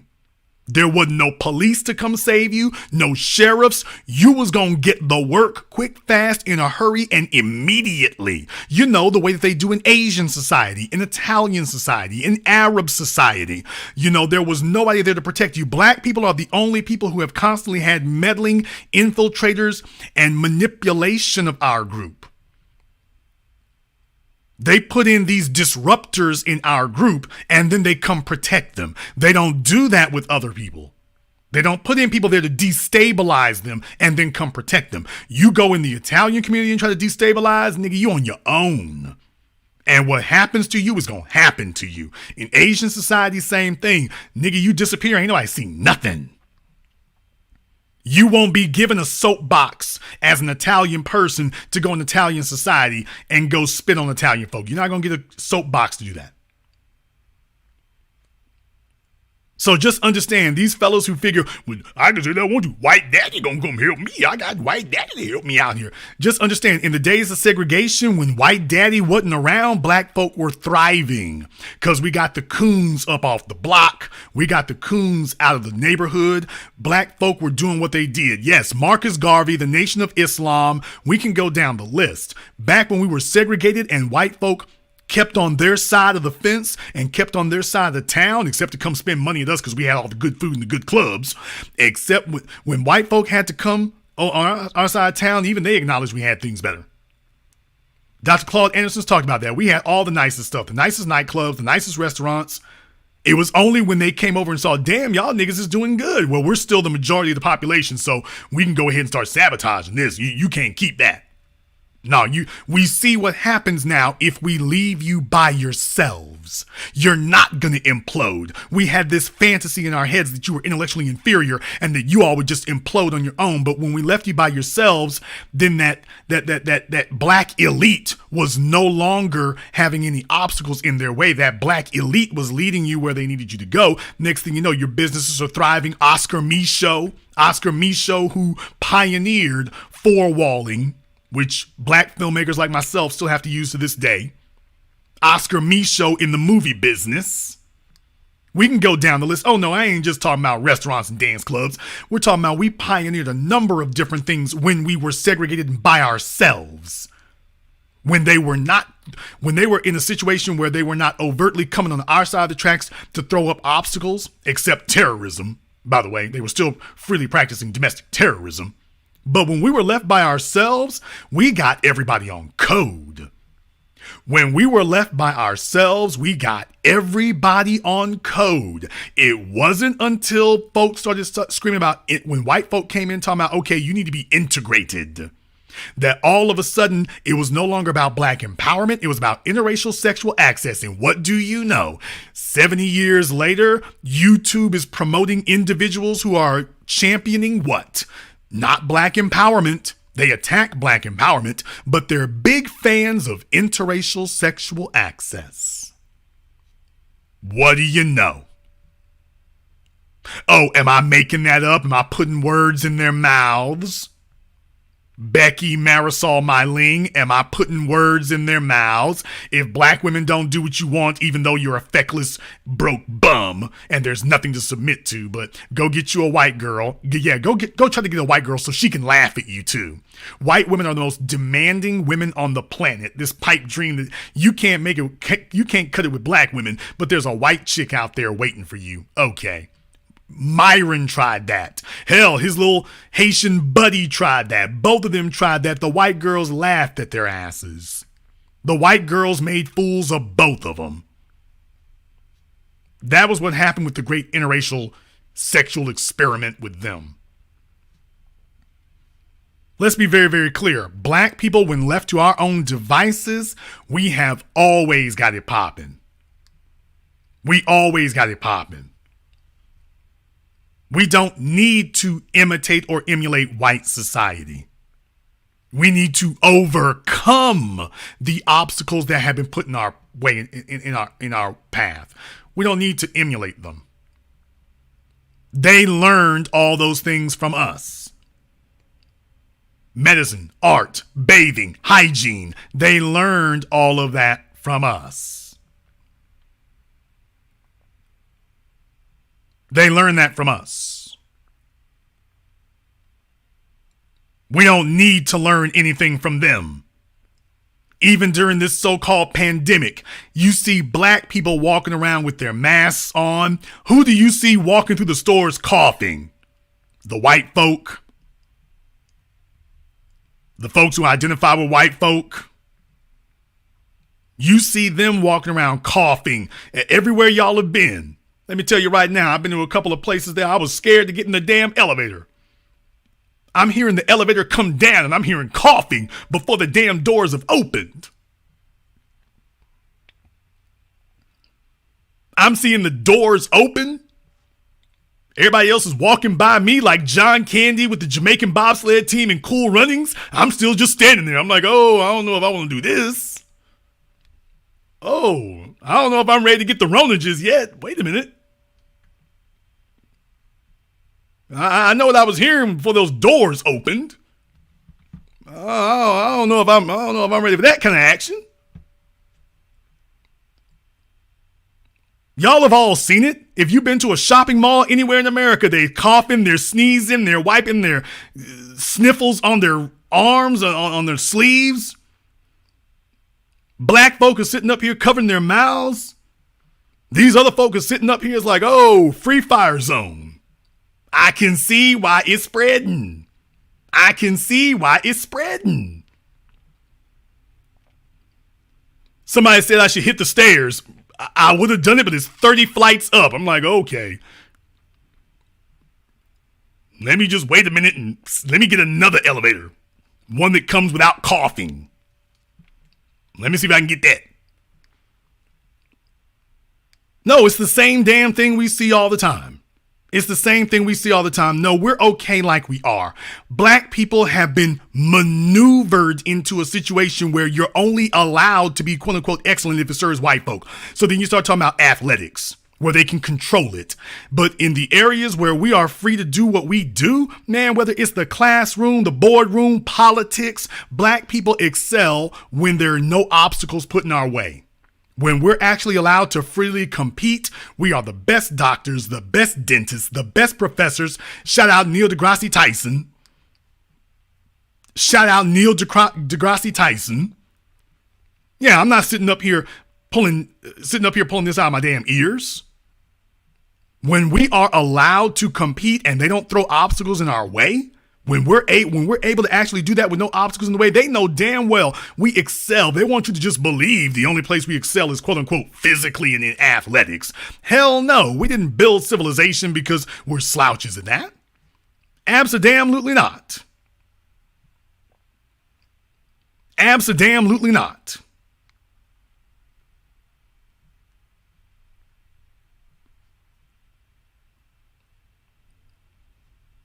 In the chat room, if more black people are dying from it, and by the way, that's very, very specious because we've already investigated that years ago. They were just saying anybody was dying from COVID. But even if that were the case, I know where the hell you got it. I know where the hell you got it, okay?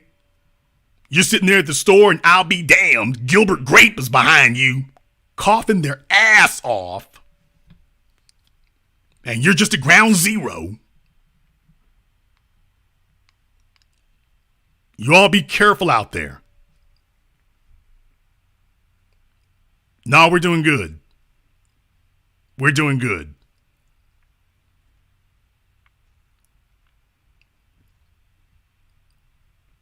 Well, we had an open line forum here tonight, and like I say, they tried their best. I just want you to understand, look, that's the audience that listens to that kind of stuff. That's them. This is how they act. This is how they behave. This is what they believe. If you have a flat tire, don't call them. And then they wonder why the females don't dig them. If you have a stop sink, don't call them. Then they wonder why the females don't have any use for them. You're competing to get manicures and pedicures and can't figure out why the females don't dig you. They will be here in 30 years saying the same crap they're saying today, just like Oprah's audience from 1985 is still here 30, 35, 40 years later saying the same damn stuff they were saying then. It will never change. But those of you who can actually have a gut check and say, back when I was real simple-minded, I listened to that kind of stuff, but I'm a little more sophisticated now, so I got to do things a little bit different. Now that I know better, I got to do better. Jason has presented me with incontrovertible evidence that refutes what I previously believed. Therefore, the adult thing to do is to let go of what you previously believed and grab onto the new reality that you now understand. So this is really just a litmus test for adulthood. That's all. If you are new here to the business, welcome to the program that laid the foundation upon which all of these red pill, MGTOW, high value posers and alpha male frauds have all ripped off and stolen everything that they'll be saying next week, or probably saying tonight, as a matter of fact. This is the place. You hate us because you ain't us. You are here because we are relevant. You are mad because we're right. And you're triggered because it's the truth. So you go ahead and click that red subscribe button, click that yellow notification bell. Join us here each and every time. We're going to be holding our patron tomorrow, 12 noon. If you're not a member of Patreon, business partner level or higher, you definitely want to go ahead and join us. And if you're lower than that, that's perfectly fine. You can go ahead and do that too. Eventually, you'll get to hear what's going on. But in the meantime there, join us on Patreon if you're not there tomorrow. It's going to be really, really good here. I got a couple of folks who have been waiting to talk to me, so we're going to go ahead and get them ganged up. I'm also going to be putting together I'm going to be definitively explaining how to build your credit up. So there's a lot of you who've been asking for that, and I'm going to put it together just in one video form so I can just take you step by step through that. So when you do ask those questions, I can just say, here, go watch this video, and you'll have the whole deal about that. So be looking for that there as well. Working on a new workshop as well that I'm trying to get together also. And some changes are in store. We've been making some capital investments. Got my eye on making a few changes about things, so hey, don't be surprised if we surprise you. And this concludes tonight's broadcast of The Business. I want to thank everyone who has contributed to support tonight's program, either on PayPal, CashApp, Super Chat. Thank you very much for that as well. Mr. Patterson, I see you, Mr. Newman, and everybody else who's contributed to support the program here. I am your host, your brother, your humble servant, Mr. Jason Black. And until next time, my brothers and my sisters from around the world, remember, handle your business, or your business will handle you.